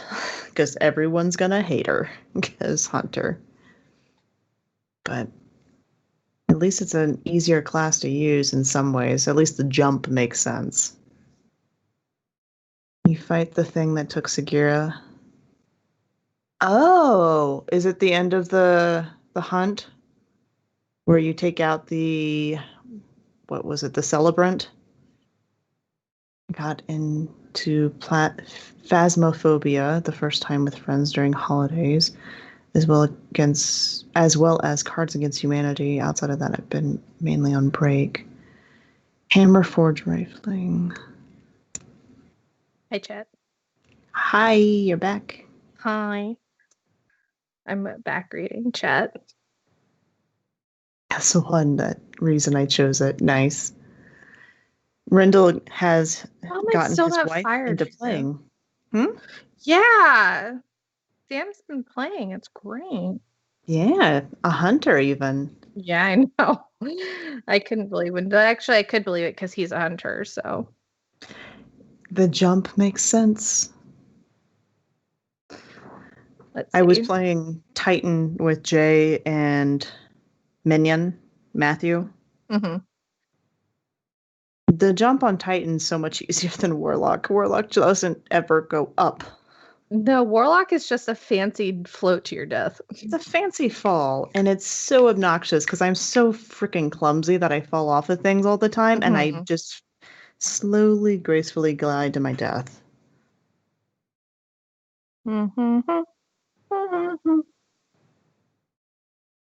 Ba-dum-bum. I listened to a NPR, I want to call it an article. It was a radio show, NPR clip today, that gave me some more perspective on the DMCA things. Do you know why Twitch has gone so hard on it? Why? The music industry was killed essentially during the pandemic. No concerts. That makes sense. So this is how they're making their money. They're going after people using their material for other things. Well, I got DMCA'd recently. What? Yeah, I got a When? DMCA strike on Twitter. On Twitter? A week ago, yeah. For what? For I had a video from 2015 from going to see my cousin ice skating in a Stars on Ice thing. Or is it 2017, 2018, 2017? Stars on Ice. And I put it on Twitter, and I got a DMCA strike on it because of the music that they were playing like in the video for ice skating. So It's that was so cool. ridiculous. Like, yeah, I understand in some ways, like, the artist wants to get paid for their work. I get that part. I really, truly do. But the way they've gone about it has literally pulled because everything's digital now, it's pulled music out of the fucking environment in general. We can't use it. We can't have music. That's because the artists don't get paid for it. The artists don't get paid. The artists don't get paid for it. Like, if you look at the money that the artists get from streaming services, it's fucking pitiful. But like when you have people like they are literally that. I mean, I think you were. I came back right as you were saying something about the music getting killed. Yeah, Veru is saying exactly what it is. It's not the artists who are doing the DMCA strikes. It's the labels. And the thing is if you look back in the past 6 to 8 months, there has been a like significant increase in artists who are selling their works, their titles to various labels. Two of the most notable that just happened at the end of last year was who was it? It was I just blanked. They sold it to Universal. Neil Diamond just sold half of his work to this one guy. Universal. It wasn't Universal, but he sold it, and we don't know the number, but it's theoretically a 9-digit figure. And it's for his lesser known works. He still has. Well, they basically have less than 50%. Yeah, it's like rights to his music. Correct. Neil can still control if people are using it for campaign or whatever. Right. Like he still gets a final say. He gets a final say in all of it. The other, God damn it, I just blanked on it.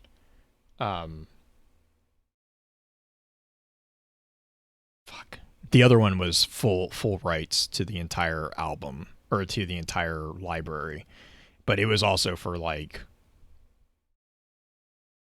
it was like a 6 or 7 figure thing, and the guy the band or the guy is nearly done, so he's nearly gone.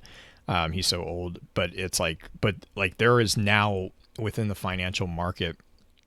They are now hiring people specifically for contract writing on purchases of media. And that's where when you have DMCA strikes, it's not artists, because artists usually, first off, most artists are just excited that people are listening to their stuff. If they're interested in the money, they've probably already signed up with a label, and it's the label that is the company as a whole that's gonna go after you, because that's affecting their bottom line. So like the thing with, God damn it, I'm gonna have to hang on. I'm gonna have to look this up because this is gonna bug the shit out of me.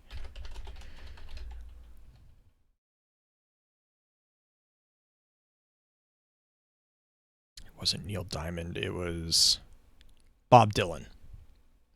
Okay. Bob Dylan sold all of his library, his entire songwriting category to Universal. Universal Music.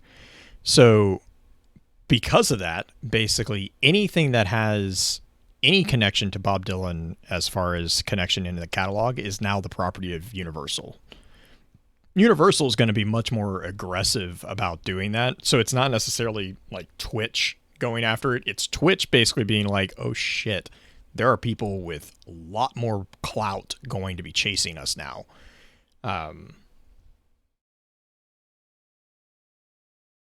Yeah, and Veru is there. There's also the problem is also Twitch handles things in a very wonky manner as well. It's kind of like I YouTube. will say this though, the PogChamp thing that they've switched to. I don't know if you've heard this update. Nah, I haven't. So you know how they pulled PogChamp off of Twitch because the guy who it's is that the PogChamp is the guy with the O face, like the oh my gosh. Oh yeah, okay. That's PogChamp. So they pulled that emote off because he was in support of inciting violence. And so Twitch got rid of it. And instead of that, they have now created this community event where every time you use the PogChamp emote, it's not actually PogChamp anymore. It's going to give you a random emote from different community members that they've randomly selected. Oh, that's cool. So they're going to get like a rotating emote. Oh, that's kind of cool. I mean, that's cool. Mm-hmm. I mean, the thing is like for the DMCA stuff, what it really does is I mean, like YouTube has honestly a really good answer to it, which is something that I will probably never say about YouTube on most things. YouTube has an entire library set aside for specifically use of DM or royalty-free music. That sometimes gets dinged too. I will say that. It does, but if you challenge using those. But if you challenge YouTube's dinging of it, and you can show the link that you got from the royalty, they are very quick to forgive. I mean, we've gotten dinged for shit that is like someone like.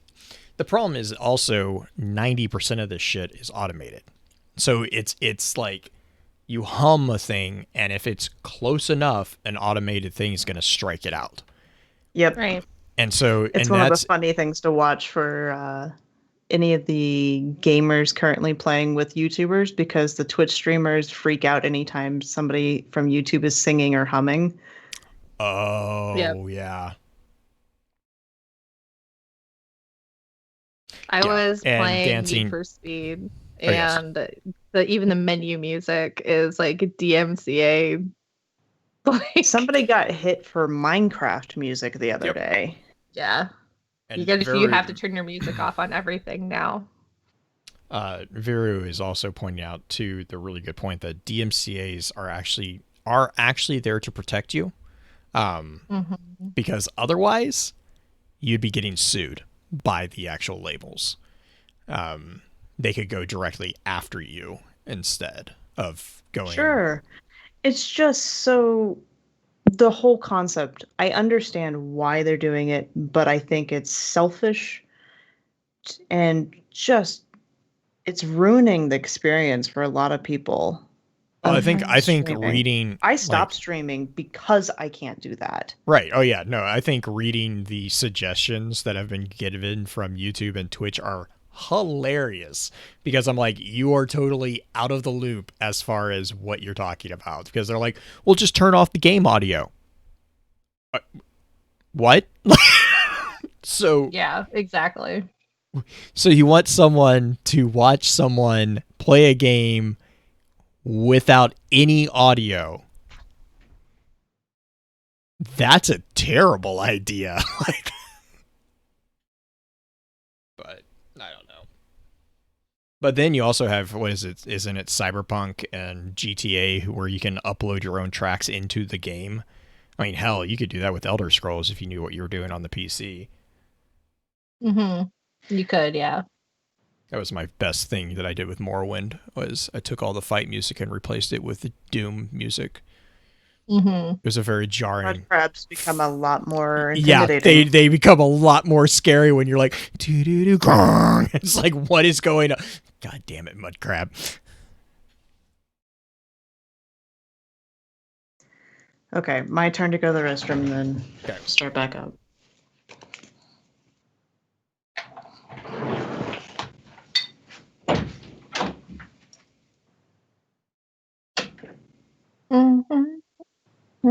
Yeah, I think we're seeing a transition, Veru. I agree with that. Because and you're seeing a lot of labels getting shunned because of that decision too.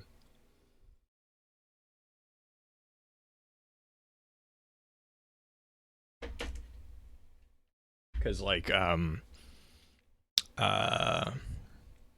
John Bellion he did a like his entire thing was he started out as a songwriter, and then when he started getting big, his entire thing is based around the concept of streaming stuff and giving it directly to the people for different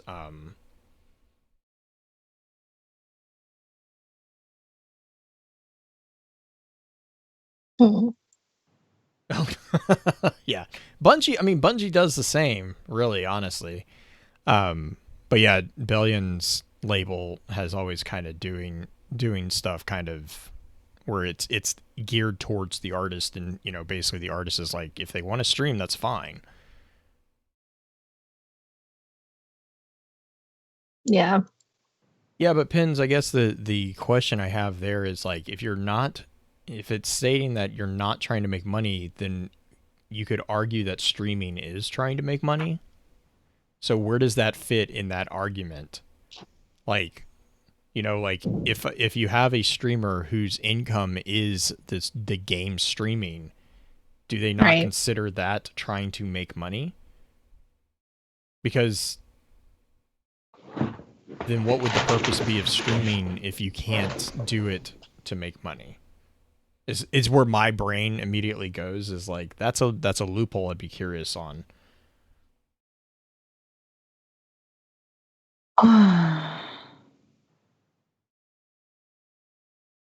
Isn't that most people's go-to on the DMCA? That you're not allowed to make money using it or whatever? Right, no, but he's saying, but like 343 has always been very vocal in they basically won't ding you. Gotcha.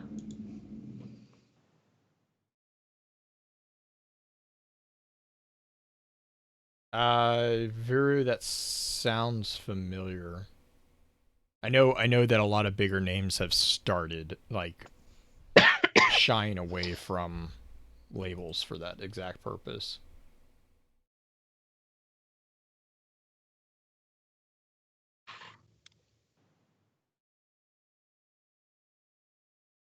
Okay. Ready to start the new one? Yes. Yes. 3, 2, 1, click. Yay. Mm-hmm. All right. Welcome to Focus Fire Chat, recorded live on January 8th, 2021 over on twitch.tv/FocusFireChat as we continue our discussion over the Deepstone Crypt raid. This particular episode will serve as what we have come to call the advanced session of the week's exploration. Congratulations to those who have signed up for a deeper dive. Before we go any further, however, let's run through a quick introduction of who all we have with us on the show. As always, this is your host, Blue Crew 86. And this is the I will not sing anymore on the show for fear of DMCA green-eyed music lover. This is still, hey, it's working. I don't have anything. We were talking about my DMCA strike that I had on Twitter last week, and it was really sad. Yeah. Mm-hmm. Great start to an episode, but yeah, I'm still not fired, by the way. No, You're still not fired. Chat has approved that. Struck, but not fired. So.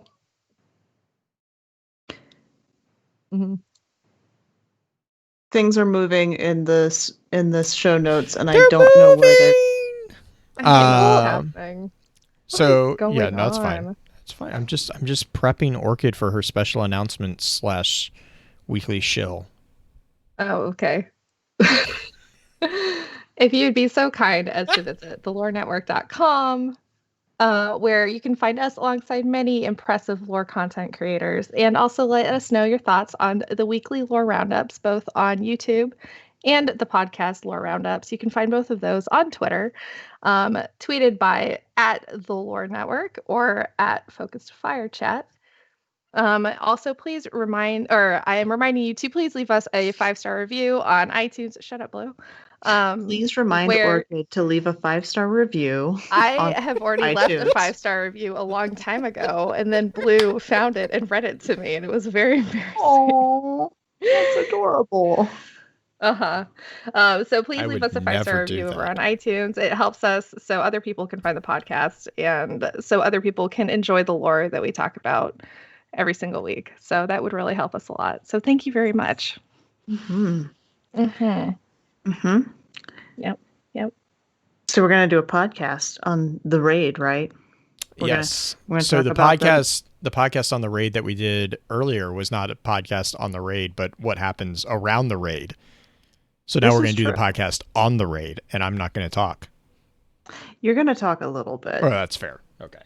If you ask really nicely, I'll talk a little bit. Okay. I'm asking nicely. Talk a little bit. Just a little bit. Just a little bit. Okay. Okay, so the raid starts out where you're in what's that? The north area on the map. It's the Eventide. Like by Bunker 15. What? Eventide Ruins. Yeah, the raid kicks off there, and you basically have to fight your way past a few captains that are a little bit overpowered, and then you eventually make your way to a platform that has a few pikes and this bubble. And when you leave the bubble, the bad things start to happen. Unless you know the glitch. And then nothing happens, and it's fine. You can just go get the sparrow real easy peasy. But I don't know if they actually got rid of that glitch. They did not. You know? You can still do it. The bubble is similar to the exo simulation for survival, right? What's that? It's the same tick as what you have in the exo simulation. Okay, so when you're doing the bubble in a blizzard, freezing. Yeah, so you have to go from bubble to bubble. You defeat enemies as you get to the bubbles, and then you're finding your way through a wasteland that is very clouded, fogged over, until you find the front door to the Deepstone Crypt. Mm-hmm. And that is basically the first encounter. Mm-hmm. So it's just the goal is to work from bubble to bubble, avoiding the storm. There are icebergs that you have to jump over just to reach the end. Each bubble has a buff in it. See, I prepared myself for this, called Shelter from the Storm. Yeah. And you get the Frostbite debuff. You can actually get it. You can cheese it if you get the pike and you set it right outside the bubble. And then kind of like hop on it and then kind of like jump in and out of the bubble a little bit until you kind of like fool it into thinking that you're still in the bubble. Yeah. And then jump out, and then then you won't have the debuff when you jump out of the bubble. You can also have the debuff, or you can cheese it and then just take your own sparrow and not take the pike, and then have your teammate go back and have them just bring all the pikes so you don't have to. And then you can get retro causality, because that is what you get in the end if you bring all 6 pikes to the end. Which is the sparrow, right? Yeah. It's a pretty neat little sparrow, actually, and the lore on it is really cool. Yeah. So that how do you know that the lore on it's really cool, Orchid? Because we did the lore in a little lore episode on Guardians of Lore, the other lore podcast that I am on. Which you should totally go listen to, because it's actually... is that the one that had Mrs. Hyven on it? That is the one that we had Mrs. Hyven on. It was our New Year's episode. Yes, she was trash. It was fun. It was fun to listen to. It was very fun. We don't have Mrs. Hyven on often enough after they left. Yeah. So it was good to have her back. Yeah. But yeah, the first encounter is just finding the Deepstone Crypt and making your way through the frozen wastelands of Europa with really no guide except for maybe seeing the bubble from a distance. But there's a storm going on the entire time. You're going to be taking damage most of the time unless you get the cheesy buff. And then you end up outside of the Deepstone Crypt. Which, fun fact, this is the actual beginning of the raid. It is also the ending of the raid location. This is true. Spoilers. Spoilers. Spoilers. Spoilers? Is it spoilers, though? If, I mean, if they've never ran the raid like Blue, they wouldn't know that you go to the same place at the end. This is true. You just get there much So you quicker. go in a full circle is what you're saying. Yeah, but you got to go to space to make the circle, though. So I don't know if it's really a circle if you're going to space and then coming back. Up. Crash. Is it a circle if space is involved? Yes, it's just a 3-dimensional circle. It's more like a triangle. Oh, like a pyramid. No. A ship. This is why I'm not allowed to talk when we're talking mechanics. Viru and I have decided that the explanation for the entire process that you just explained is that the Guardians are the tapioca bubbles and bubble tea that the Fallen are trying to drink, and then we have to survive to get to the end of that that area. But there's no straw. That's because that's true.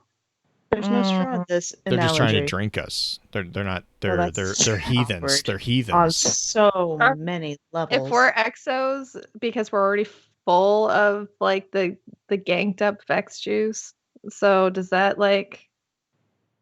mean that they're trying to drink our insides? Radiolarian tapioca. There is technically a recipe for it. Tangy, maybe. The pikes are the straw. Maybe. The pikes are the straw. The pikes are not a straw. The pikes are a vehicle. This is why also I'm not allowed to talk, is because I derail mechanic talks. Broke everything. We're going on to the next part. The next part is disabling the crypt security. She's Louise. Oh, this is an important part too, because this ties into what we were talking about earlier in the last episode. So when we deactivate the security, that's what actually starts triggering the release of different areas within the normal playscape. This is true. Within the that security area, when you're first doing what are they called? The buffs, the augments? They're augments. You get 2 different choices for augments in that area. You have the scanner and you have what's the red one? You have scanner and operator. Operator, thank you. Scanner can see where the operator needs to shoot. Operator can actually affect the thing. You have to basically manage locations because the operator has to go downstairs where nobody else can go, and the scanner has to stay upstairs and pass the scanning augment back and forth between the 2 areas, and then you eventually have to take out these Tesla coils is what they remind me of. I don't know if that's actually fuses. They're fuses. Oh, they're Tesla-ish. Take out the 3 fuses on each side, and then you are good to go into the next area. It's the basic mechanic that you're going to use through the entire raid, is the passing of these augments and managing them. Right. Yeah, you actually you can actually see through all these little windows that are in the floor to be able to call out which ones are which when you're up above. But you'll be split into 2 teams of, a team of 2 and a team of 3, because one person has to be downstairs. Yep. So that's pretty much it. I mean, it's pretty easy. As far as lore goes, lore starts showing up after this. I think the first scannable, I think, is after this. The one with Elsie. I believe so. Yep, Blue's signaling to me via chat that hidden data log. Oh, green's on top of it. Yes. I'm just trying to be unobtrusively helpful as I possibly can. Is it the one that you have them in order here in the show notes? I have them in order on the mind map, so it makes me want to say yes. Yes, ALB is the first one that I think. I think that's the first one. Pretty sure it is. Yes, this is in the order that I saw them in. Like when I was looking them up, watching someone who did a video of the different ones to get the transcript of them. This was the order in which they found them, so I'm assuming that it's the order in which they are discovered. If not, we apologize in advance, and we will. Yeah, if not, please let me know, and I'll update my notes on the map and on the notes so that, because I mean, yeah, I have ALB, WIB, ANB, SCB, and then CLB is the order that I have them in. Yes. There's one on the Doom's reminding that there's one out in the storm, so we're gonna have two that we can go over now. Yeah, okay, so maybe ALB is out in the storm? It's possible. We're going to go through all of them at any point. We're just going to kind of scatter them out a bit, because there's one out by the rock off to the right before. You have to veer off to the right to get the lore, but you have to go left to actually follow the path. And ALB says, and so here I am again in this damn crypt. I told myself I would never return, but I have to do it. I have to.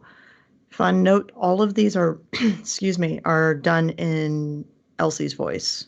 These are all by her, whether or not it's Elsie 1 or Elsie whatever number we're at now. That was an interesting theory that I saw. But Blue has a note in here on who is ALB. Does it stand for Alton Bray? Do you want to expand on that? Your theory on these all being related to no, like Brays? Literally that's me asking because I have no idea. That's the only difference in the designations. They all start with DSC-777-, and then every single one of them has a different 3-letter tag. Again, it's ALB, WIB, ANB, SCB, and CLB. Given, like, I mean, I'll be honest, they are so sparse that, like, I don't have any connections. The only thing I could come up with is that all of them end with B, so I was like, okay, well, maybe it's Brays. That is in Elsie's voice, so EB is one of the few that is not listed. And so I just kind of was going through the known family tree of the Brays that we have. Alton is AL. I mean, this is me literally guessing. WI is Willa. We have Anna, Sylvie, and Clovis. But again, there's no. Alton never made it to Europa. Alton was never on Europa that we know of, because he was in charge of the moon. He was never invited to Europa. That is correct. I don't know if I feel comfortable agreeing that he never made it, because of some of the stuff that Elsie talks to him about in the Deepstone, in the gear lore. Alton is. I like the revelation that we get about Alton from the lore gear, because Alton is very much more aware of what is going on than we thought. Like he gets what's going on, and he's not happy about it. But he understands why certain things are being done much more than I think we had the feeling that Alton always struck me as kind of like the lazy kid in the background who was just like, whatever, no, he's actually got a really important job within the Bray or the Bray Corporation, I would argue. But like my problem here is, like, when you read the lines, there's no connection to like why is this Alton? Like, there's also no connection really to the placement of where you find these. Yeah, I mean there was nothing that I could find. The only other thing I had noted was like, could we have a note? And I tried to find this before we got on, and I couldn't. There's a note from Cade about a female exo who left notes around to help her remember her past resets. And Cade himself left things to help. I mean, that's where we get like, yeah, well, and also journals. Because he left things like, that's the whole theory about Ace, and my interesting theory about Ace ties into that. But like we have examples of exos leaving touchstones, if you will, to help remind them. So is this something that like Elsie did? Like did she hide them there for herself? Which then ties into the theory that this was the original Elsie. LC1 that did this, because we know that LC1 was the exo form that tried to blow up everything and got in trouble. She got a aerial strike called down on her by Clovis. So that would be, again, that would explain why these data logs are where they are. But again, like I don't, given the context that I have currently access to, I don't see the placement of these different pieces of the puzzle. Mm-hmm. Arca, do you want to read the second one real quick before we go on with the A-tracks? I would love to. So the next one is DSC 777WIB. Turns out he had plans of his own to keep running it himself, because of course he did. Seems like Elsie's a little mad about Clovis doing his thing. Well, and that feeds so we think into WIB is Willowbray. Yeah, that feeds into the theory that this is LC1, because the reason she was trying to blow everything up was because she was pissed at what she had found out about Clovis. Right. Do we have a tie-in for Willa on it then? No. Other than WIB. Again, this is just me guessing. Like, I'm like, I have no idea. It might just be like a wink and a nod to like the rest of the family members. Right. That's kind of what I took it as. Is what it looks like at this point. Yeah, that's what I took it as, but... Do we know why 777, besides it's Bungie's number, is the designation? I assumed it was Bungie being cute. Yeah, I did too. Okay. I mean, DSC... I didn't know if there was a legit thing or not. DSC is, obviously Deepstone Crypt. Yeah, 7. I assumed it was Bungie's fascination with 7. Like, that's just what I took it as. If I'm wrong, again, I'm more than open. If anyone has theories on that, I haven't seen any. More than happy to hear them. Mm-hmm. Cool. It's been about a month since I've done the raid, so is the next section clarity that we go to before we get to the tracks? Yes.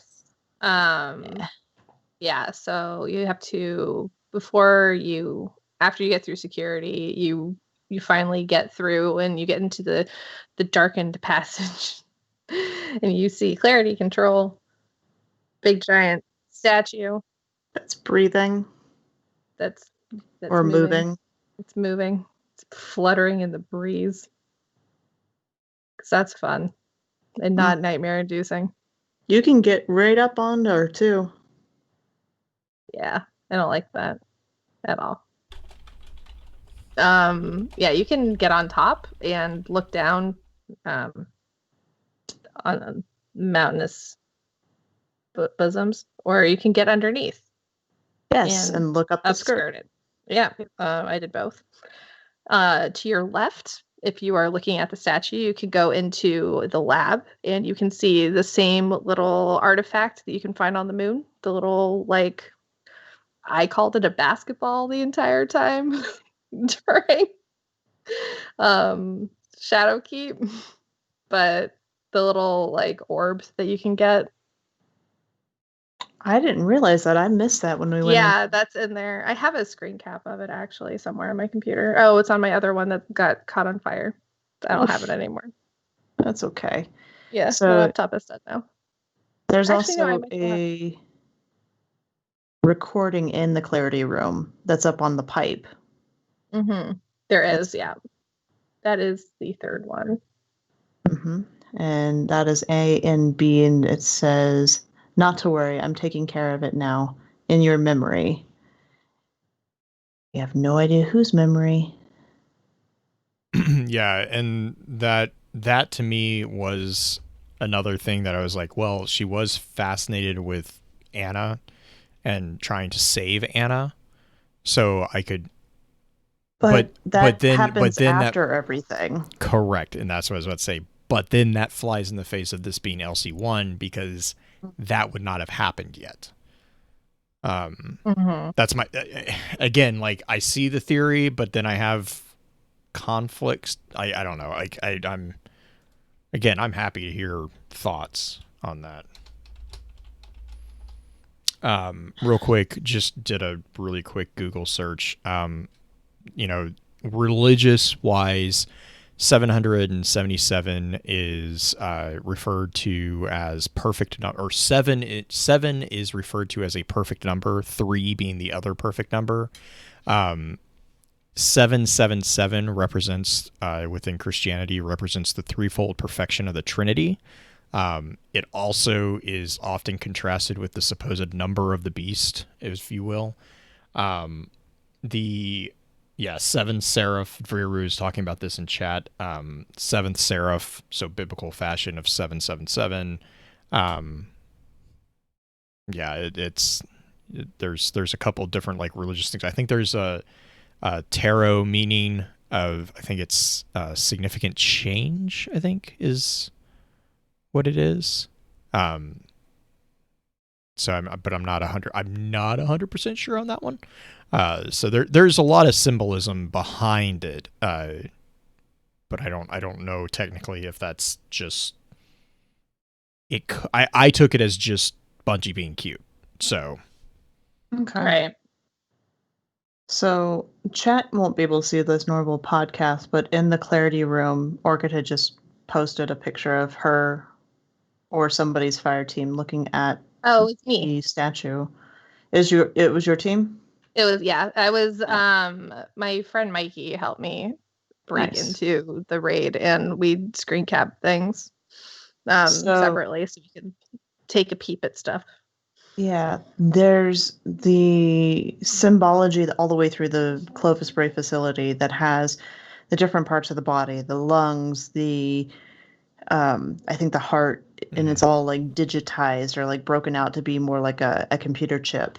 The symbology in this room is it looks like the mind, or would you consider this creation?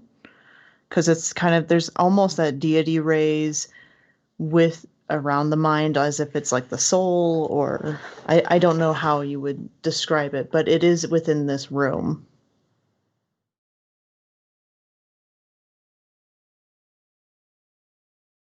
Here, let me get you a better one. There you go. Yeah, so what's that sorry, I was looking up something real quick.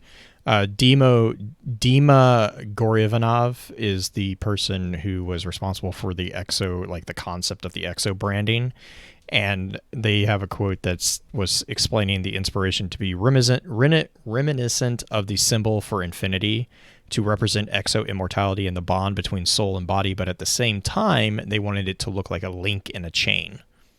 Mm-hmm. So that's where like that digitization that you were kind of talking about was kind of coming from, was the logo that's on top of the logbook that we got in the collector's edition. That was kind of the inspiration of that. It's interestingly enough, it's inspired by Hajime Sorayama, the Aphex Twin, and Y2K visuals. Cool. there's really nothing else that happens in this room. It's just really creepy. And there's the one scannable. But after this is Atrax, right? This is the... Yes. This is the part where everybody in the raid on day 1 got angry. So after you go through clarity control, there's a little tiny cutscene where you can smash your face against a window, and then you see, you see Atrax there. I love that description. What? You smash your face against a window because you got to make him angry, because it's like, knocking on a pet store window to irritate the like birds. A fish tank. Yeah. Continue. Yeah, and so you gotta irritate the Lixney. You gotta get them real excited, and then you see stuff happen, and then you have to actually go against Atrax, which focuses on actually dealing damage against Atrax's replicants, because of course Atrax can make multiple copies, which is super irritating. Mm-hmm. And it's still utilizing the same like scanner and operator augments that you have. The scanner has to identify which Atrax you're actually going to attack. Makes them glowy. Yeah, it makes them glow yellow. And then the operator shoots the side panels for the the vents, right? Like they're... Yeah, you get a debuff. And so you have to stand inside of the vent and then shoot it, and then they go into space. So you don't die. Yes. Mm-hmm. Or you'll wipe and explode. Yep. That buff, is that the same buff that happens later on too? I don't know. Maybe. And you totally glossed over the facts that we see both characters right before we fight Atrax. Oh yeah, we do. Because Tannix you're knocking on the glass, but this time the guy inside knocks back. Yeah, he does. And he breaks the glass a little bit. Yes. Mm-hmm. That's why it's like a pet store. Yeah. Or like a zoo, but it's like a gorilla. An angry zoo. Yeah, I was at the zoo with Tannix, who's walking. I was at the Omaha Zoo. I was there for the NCAA like baseball championship one year, seeing some friends play, and we were like seeing the gorilla, and like one came straight at us, and I was standing right there, and it just like tried to break the glass in my face. It's very scary. They're intimidating. Powerful. They're super intimidating. Yeah, they're very scary. Did not like it. Man. Okay. Atrax is a gorilla. As far as mechanics go in this area, or just the area itself, it's segmented. There's 2 or 3 different areas that you're dealing with. You're also dealing with multiple tiers. There's a bottom level and a top level that you're kind of dealing with, jumping around and making sure that you're finding the correct one to shoot. Is this the space that you go to space? This is the space. Yeah. That you go to space. Do you want me to talk about it? Yeah, you can talk about it. So you want to split your team into 2. And so 3 lucky people get to go to space, and 3 lucky people do not, or unlucky people. So you always want to go to space because that's the fun part. Because you get to go in the elevator to space. So the Crypt team... I'm in space! The Crepe team, which doesn't get to go to space. So the sad team, you have to go kill a vandal. Time out. You do get to go to space, just not yet. You do, just not yet. So the sad team has to go kill a vandal, and you get to steal the operator augment, and then you have to put it in a little tube, and you send it to space. So space team goes and like defeats other things, and then they collect scanner. And then all this other stuff happens. So the scanner finally finds glowy Atrax. They defeat it, and they send it down, and then you find glowy Atrax, and you have to defeat it. And it's just kind of like a rinse and repeat thing. Mm-hmm. Yeah, and then you finally get like the debuff. So one of you have to go to space. So then you can like send it off. So you guys don't explode. Mm-hmm. It's and then you go back down. So it depends like who wants to go to space. So you get to go. It's kind of a rotating who's going to go to space and who isn't. And some people have different styles with it. I think that's how my team's done it. But I got to go to space and stay in space. I didn't have to go back and forth. But let's do a quick ad break real quick before we move on to one of my favorite parts of the whole raid. That's my favorite part too. Mm-hmm. Yay. Mm-hmm. And we're back, and we're going to discuss, since we just finished the Atrax portion, Atrax is defeated, and all of its replicants are disabled. Mm-hmm. And you go outside, and something starts talking to you. That something is the Clovis AI basically boo-hooing and saying it's all your fault. And he's not wrong. He's not wrong that it's all our fault. He does it in such a way where you're like, you were placing way too much blame on me for this. Oh, okay. Mm-hmm. I mean, I'm just sitting here going, well, we did kind of cause most of this. I mean, did we though? In response to the problem, yes. It's a very standard Guardian response of, what? There's a problem? Blow it up. Yeah. I don't know. Like, though, granted, I can also see him being extremely drama queen about it, too. I definitely can understand that. But I do want to point out that we have blown up multiple PowerPoints with fuses, deactivated security to one of his bases. He has slight reason to be a little upset about that. He's gotta figure out how to really work with other people, and he's not good about letting people in. He's gotta let down those walls and let people in, Blue. Tells of all of that. Gotta let those walls down. Nope. I mean, Ikora tried There's too many. There's too many Titans supporting him. Yeah, all those dead bodies at the bottom. All those dead bodies at the bottom. Oh my god. Yeah. That's how they hold the walls up. A wall does not keep out the rain. Anyway. Did you see Taylor's response? Yes, it does. You built the wall wrong if you did. Anyways, continue. Spacewalk. Spacewalk. Beautiful music. Fun little mechanic. There is no gravitational difference, so your jumps are going to perform the same, but because of the elongation of the jumps, like you have to jump much further, it feels a lot more slow in some ways. I don't think there's any actual change in how the mechanics work. It just feels more spacewalky. What do you think, Orchid? I always mute him when I do the jumping puzzle because I don't want to hear him talk. Yeah. Because he ruins it for me. Because I'm like, God, shut your freaking mouth. Shut your rat hole. Shut your rat hole.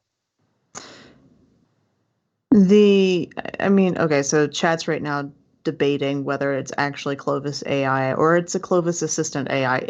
Either way, it's the annoying man's voice.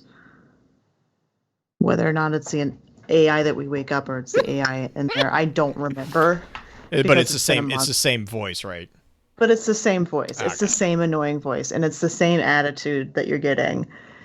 Yeah. That megalomaniac attitude, and you have this beautiful jumping through all the things with him just berating you as you're walking along and jumping along, and the beautiful music in the background, and you find another code outside before you go into the almost last room-ish. The last room of the space station. Yeah, you have to jump back in. There is a hidden pad that you can get when you're out there on your spacewalk. There is a hidden chest that you can get out there on the spacewalk. There is a spinning doohickey that I call like the dumb halo that I always get hit by like 5 or 6 times on the stupid spacewalk, and then I just like float down because I'm a warlock, so I just like float slowly to my doom, and it's very poetic and beautiful because like the Deepstone lullaby is swelling, and I'm like, this is a really beautiful way to die, because you just see Jupiter in the background and you're like, oh, this is the best. You're like, oh, I'm gonna die, this is amazing. And then you're Callus dead saves and her. Yeah. And everyone else is hearing, Guardian down, and you're just there to like work it again. Really? And I'm like, quiet guys, I'm enjoying this. And then I just like make sure I fall slower because I'm like trying to time the swelling music to my death. I bet you if you timed it just right, you could write a sonnet as you're gliding down and I probably could. Floof.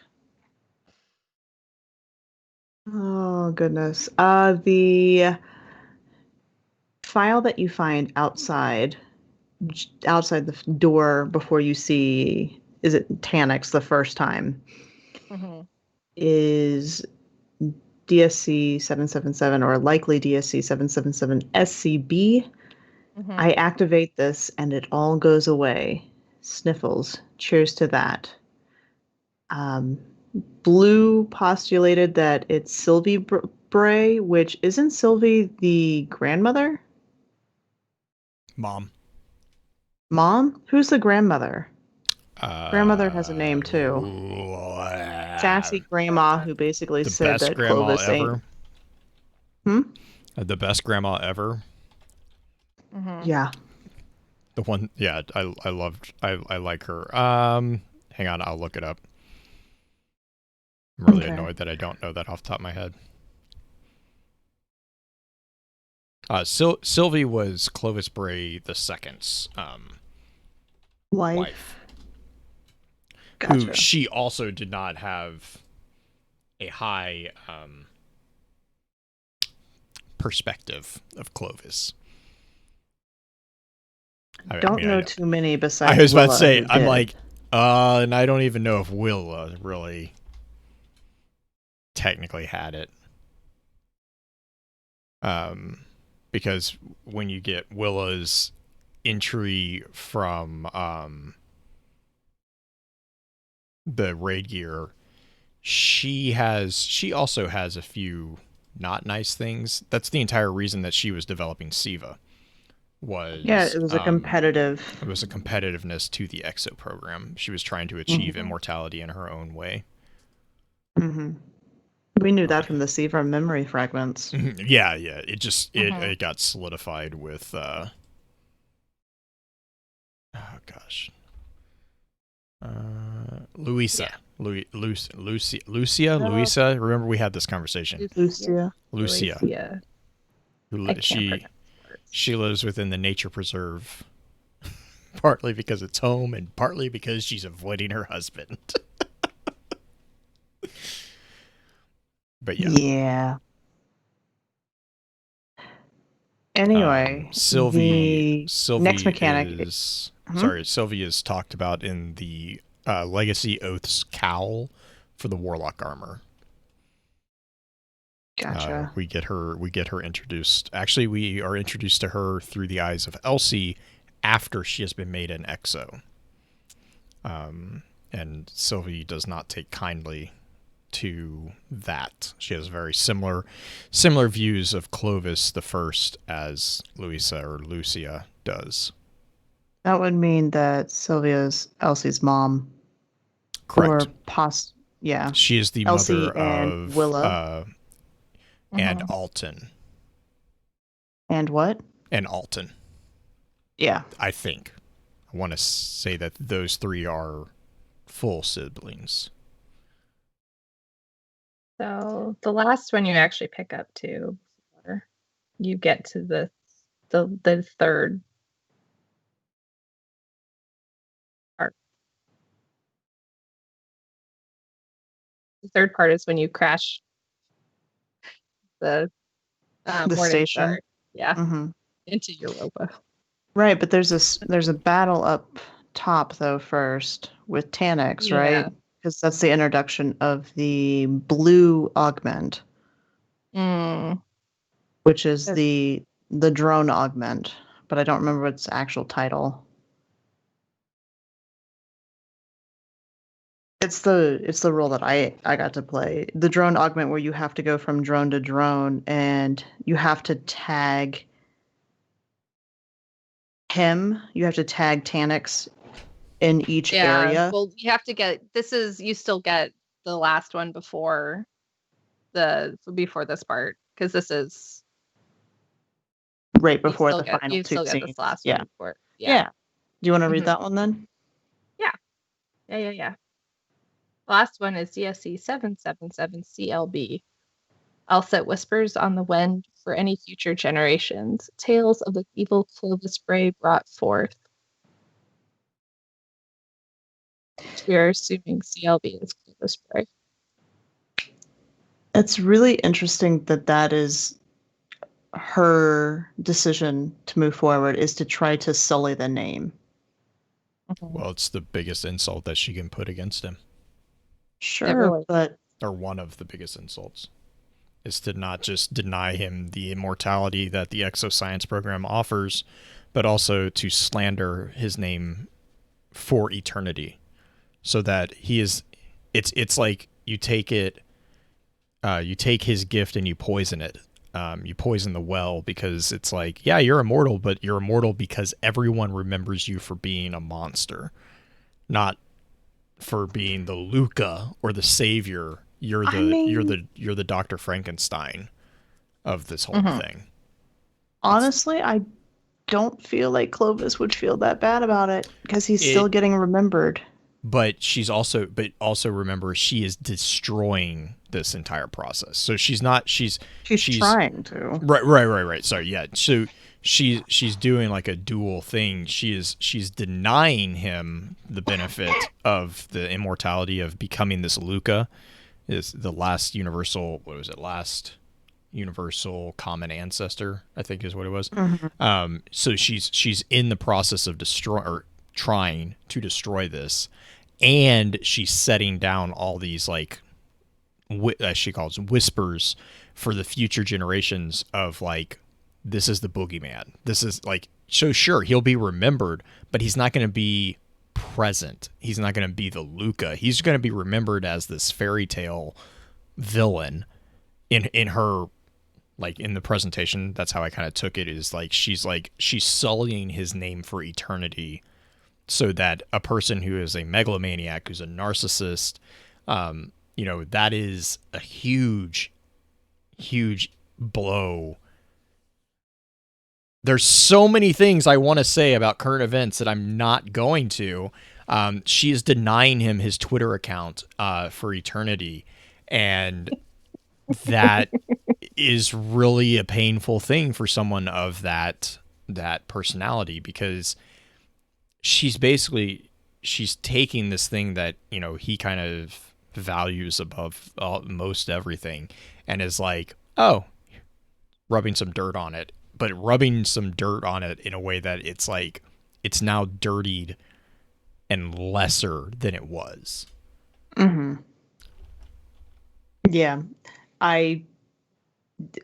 so many things, so many correlations.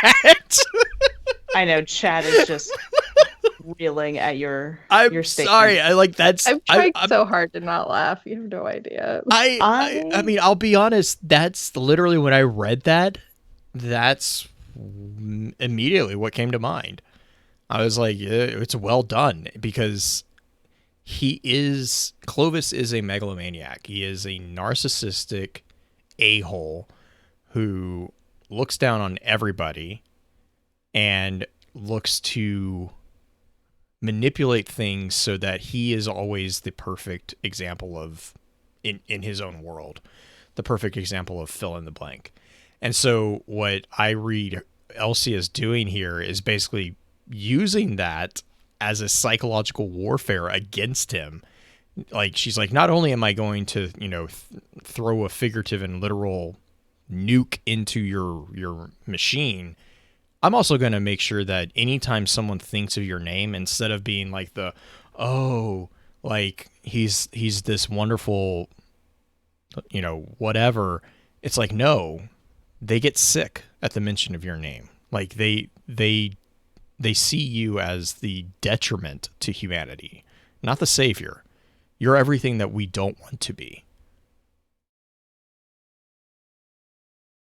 Yeah. Politics aside, megalomania aside. Viru has the best. I will become the Luca. This claim is disputed.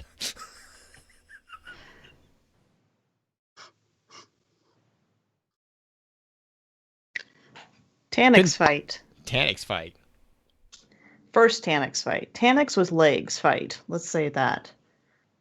Up in space, you're still on the Morning Star. You're still on the space station. It's a fairly straightforward fight. You're using the same augments. You add the new augment of whatever the name of the blue one is. I cannot think of it. Mm-hmm.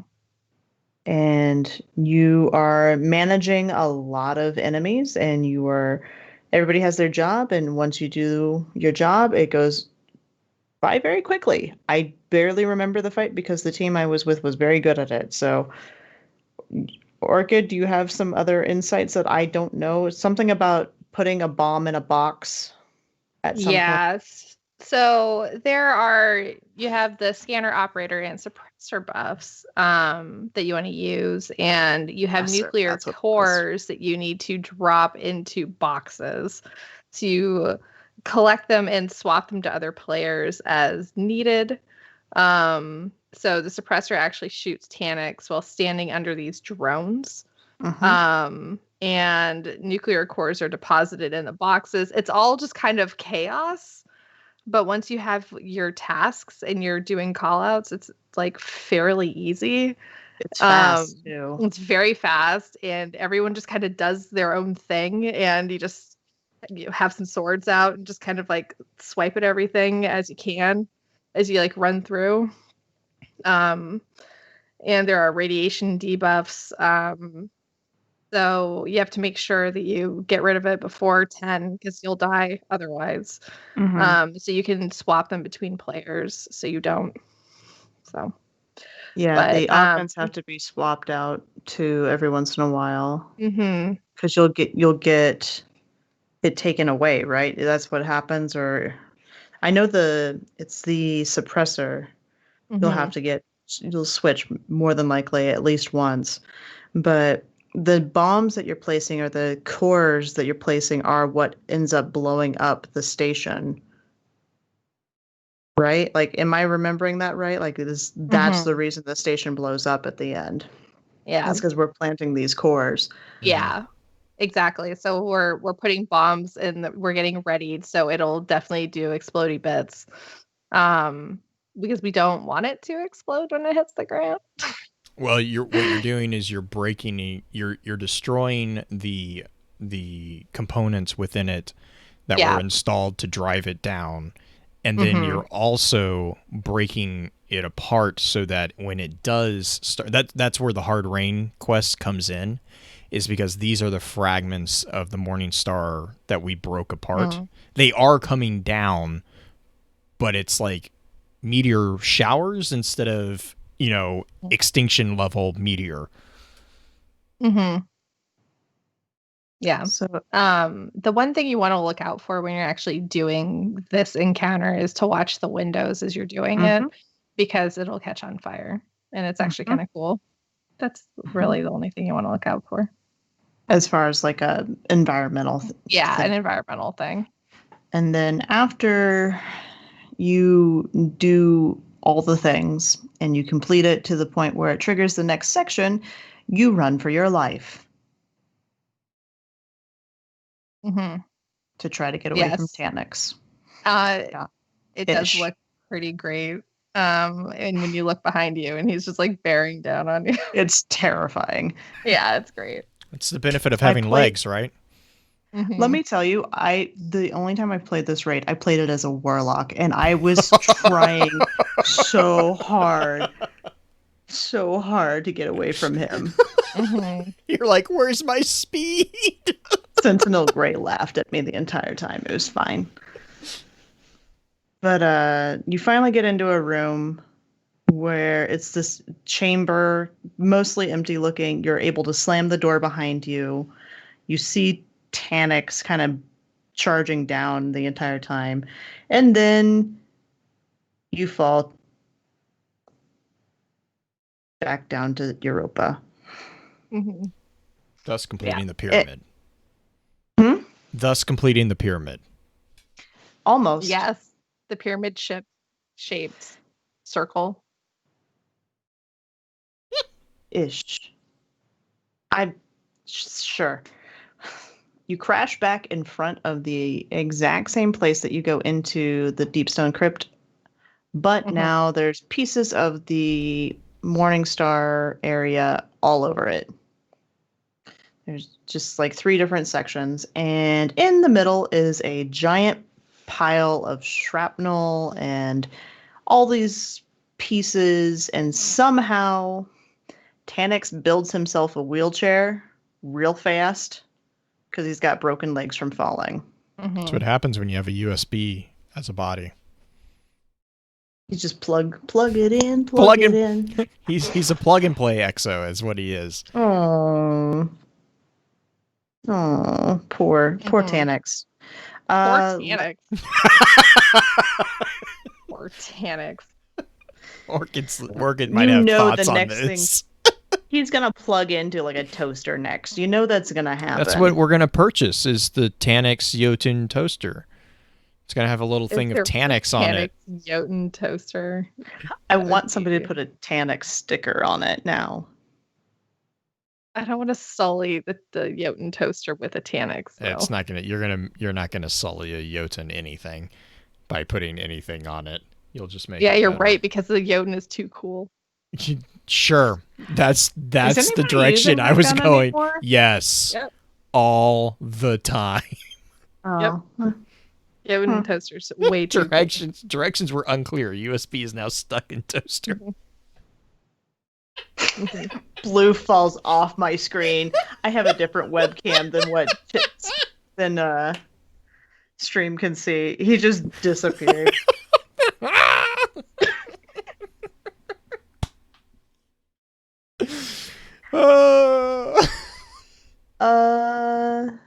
Final fight though is pretty much everything we've learned before. You have a suppressor, you have scanners, you have operators. There's also is it a debuff where you're carrying your gather? It's not radiation. Is it radiation? Yeah, it's radiation. Is that herd thinner? Okay. Is that the herd thinner thing? Is that the herd thinner? Herd thinner? I don't know. You're carrying the nuclear bombs to the boxes again. Oh, never mind. That's a weapon mod. And you have to trade off often with a teammate before you get there. Otherwise, the person gets too much radiation. The other thing is Tannix will trap you in like a little web. And yes, it's like a bubble. Like a jelly bubble. Is it the operator that has to shoot it off? Yes. Right. And then what is the suppressor has to obviously suppress him at certain points, but there's only a few points that he can do that. Yeah. So you get it twice. So you can split into 3. You can split into 3 teams of 2. 1 team for each corner. You get all 3 augments again. You want to call out which core buckets are active, just like before. You want to shoot Tannix's legs to drop the cores. Like he's got like his weird little spindly leg things because he's now a flying dumpster fire. So you grab the cores and you carry them to the buckets. Like switch because you're not gonna make it mostly. Like you got to have a buddy. So the operator will shoot the purple jelly ball. And then that's pretty much it. And you do that until you can do 4 nuclear cores. You can do 4 cores at once. I've never done 4, but I know you can. And then you just do the damage phase, which is a giant blender of doom. Yes, and the electric bungalow. Electric blender of doom, and then it just kind of rinse and repeat. Yeah, it's a fairly straightforward encounter.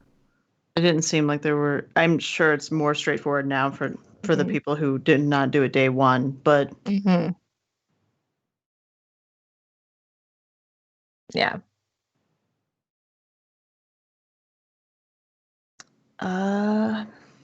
Do we have any outside blah blah blah blah? Words are hard. Any outstanding questions about? Yes, 2. We talked about Aramis's in-game with the Fallen. We talked about that in the intro session.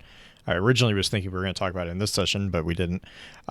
Second one is a question I think Orchid had from one of her contacts was, is Tanix dead finally? The answer is, until we need him again, yes. Yeah, because so the answer is no. He's not. No, he's not dead. Tanix is a cockroach. And then my endlessly infuriating question of the connection of Bacchus the Adamantian with Atrax 1. Green, this goes back to that conversation we had on the behind the scenes stream in December with the connection with Mask of Bacchus. There is a big theory that Bacchus was instrumental in helping create Atrax 1. The problem there is that we killed Bacchus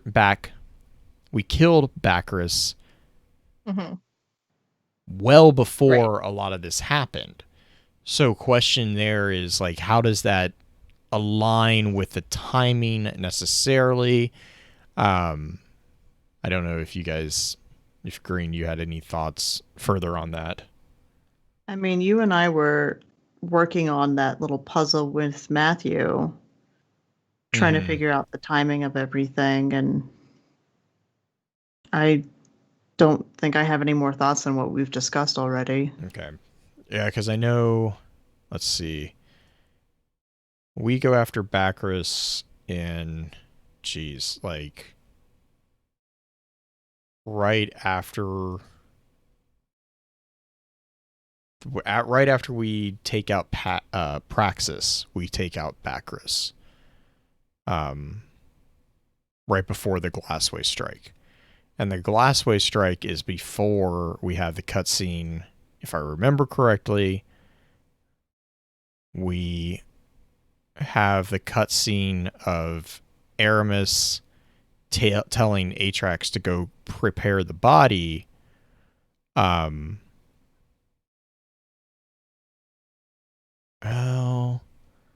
trying to remember exactly where that it falls, but it's all pretty close together. So technically, I guess there's some room that you could argue that Bacchus would be present. Bacchus was the captain that Aramis set as being responsible for gathering the House of Devils and all of their weaponry from the Cosmodrome. And so when there's a point after we defeat the Praxis where the Guardian goes back to the Cosmodrome and you meet up with Shahan, and basically you have to go hunt down Salvation Elites to hunt down the Bacchus, where she is hiding in the Exodus Garden 2A Lost Sector.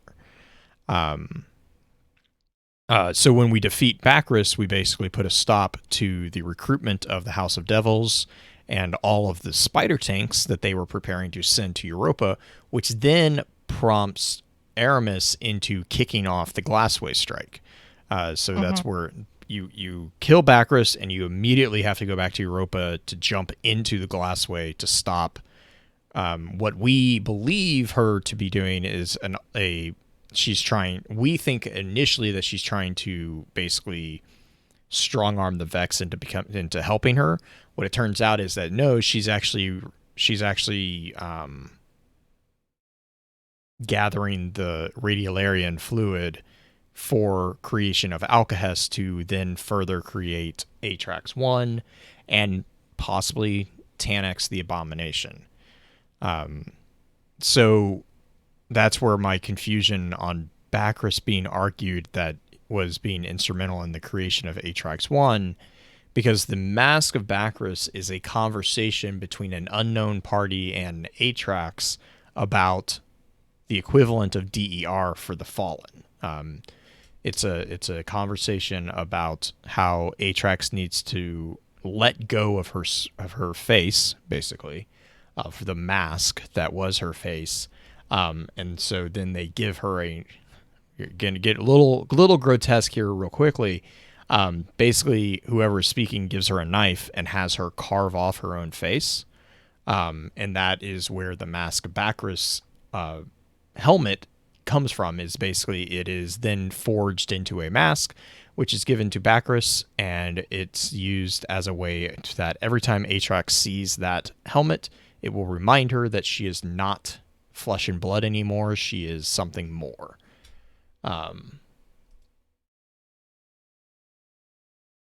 Yes.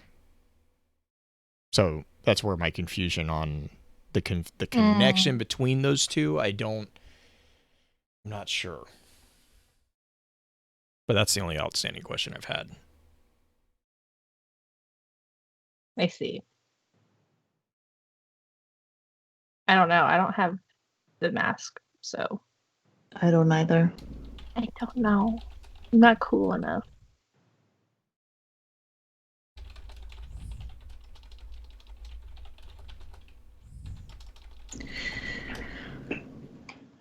All right, well, I guess read that card as internal dialogue. Very was saying the campaign was kind of like the Clovis Beret journal in reverse with the Elixni as characters. So yeah. Yeah, I guess shoutouts is next, and then we can wrap up the first 2021 stream of Focus Fire. Oh my God. Green, what do you got for us? My shoutouts are actually for the community managers, both DMG and Cosmo right now. Just having to manage all the BS going on with just the two of them, because they've had a little bit of a drop in their numbers as far as community managers or community help or community liaisons, and they're having to handle a lot of things on their own, and just kind of keep patience out there for them for some of the stuff they're dealing with right now. Mm-hmm. That's true. I guess shout out to the Destiny community in general, to the people who have been able to have opinions and not been super toxic about it. Mm-hmm. There's a lot of toxicity, which is natural for the Destiny community, because when is there not toxicity in the Destiny community? Legitimately, we can't go a single freaking week without saying something. But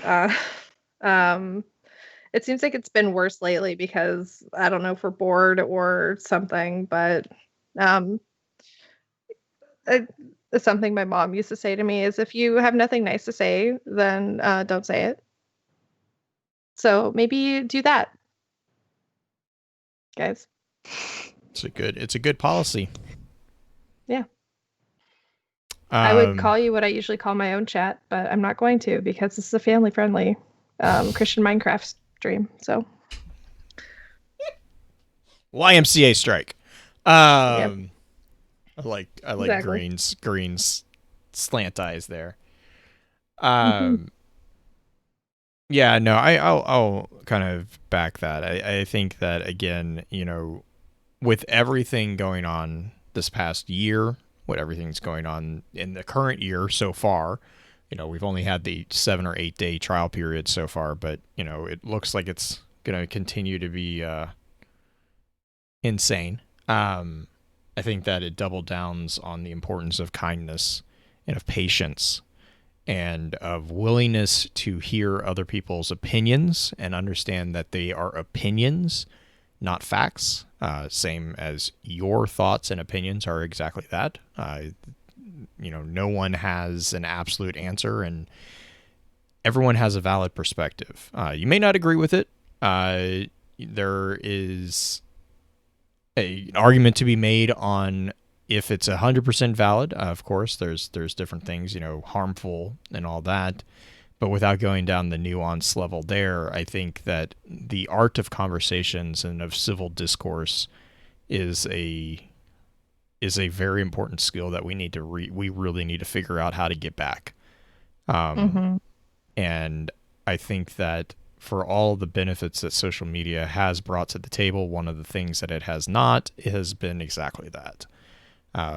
We have found, on the different sites that I've been part of and that I've watched, the creation of echo chambers is extremely easy, and it's very dangerous. And I think we're kind of seeing the fallout of those specific things.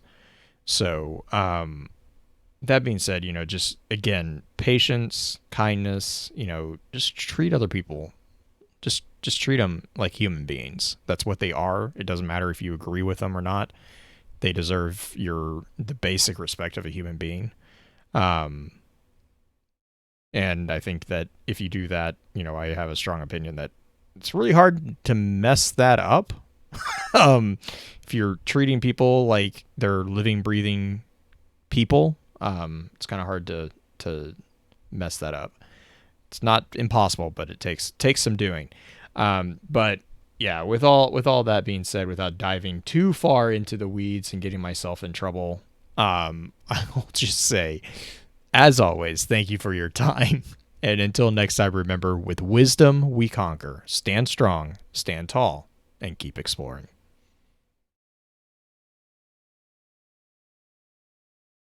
Doop.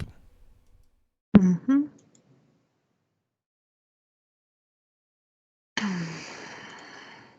Sorry, I ran out of steam.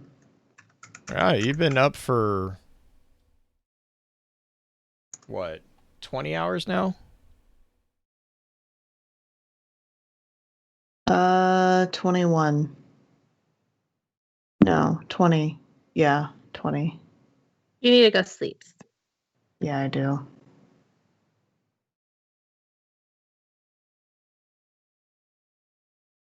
But I have the next few days off with Julie, so that'll be good. And it's supposed to snow here tomorrow.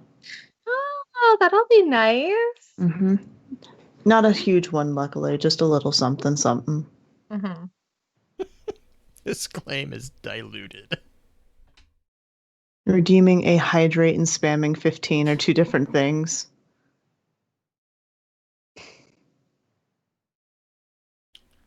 Oh, I see what you're saying, Jim. Okay. Let me reread it real quick.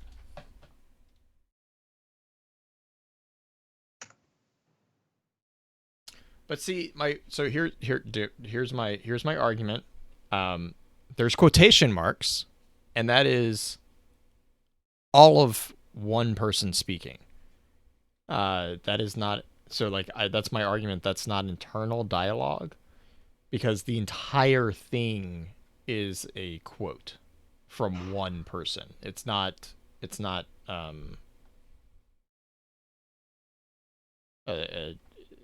multiple quotes. And this is where it starts off with someone yelling, leave her be, praxis foresaw it, which is an acknowledgement of the DER effect. And then it's basically them talking Atrax back from that precipice, and then I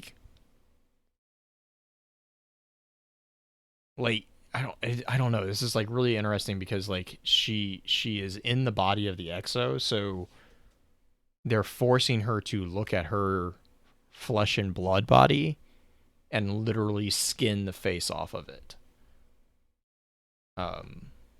Which to me is both fascinatingly disgusting and interesting. Veru says that he hopes you prepared your snowsuit. Yep. Snowsuit prepared. Sorry. No, you're good. But yeah, no, Doom. I definitely I can see that thought, but the part that makes me disagree with it is the fact that there's only 2 quotation indicators, and that is at the very beginning and at the very end, which makes me view that as a single quote from someone.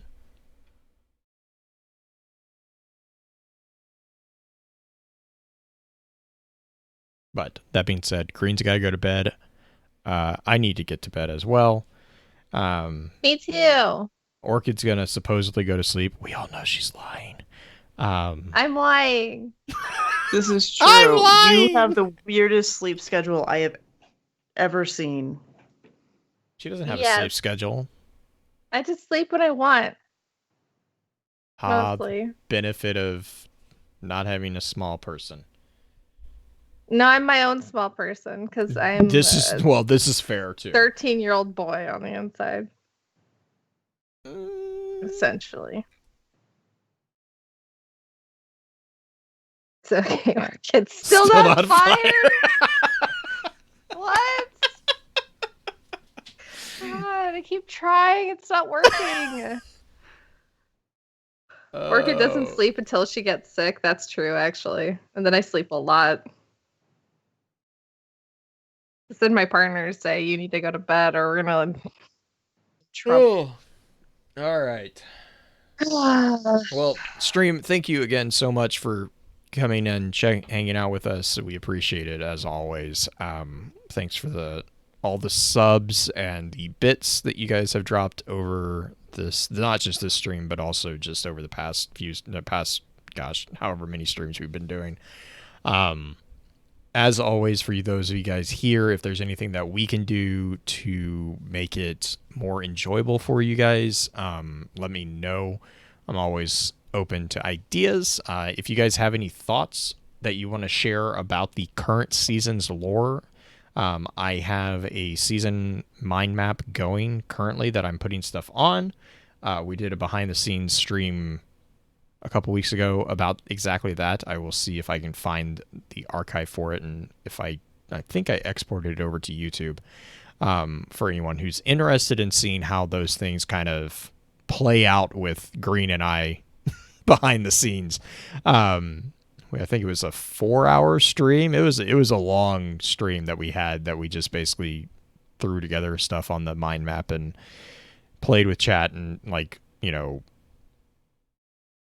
put thoughts down, and it was really nice. I think I'm going to try to do those for every season going forward. It's really helpful for me as well. But if you guys have any thoughts and we don't have anything on there already, please let me know, and I'll definitely get that updated with that. So I will put a link to that mind map here in the chat in a second, and then after that, we will see you next week. Bye, guys. Green, if you need to, you can go ahead and take off. Yeah, I dumped it in the future audio episode files folder. I will put mine there as well. All right, Stream. You guys have a good one. Where is my note?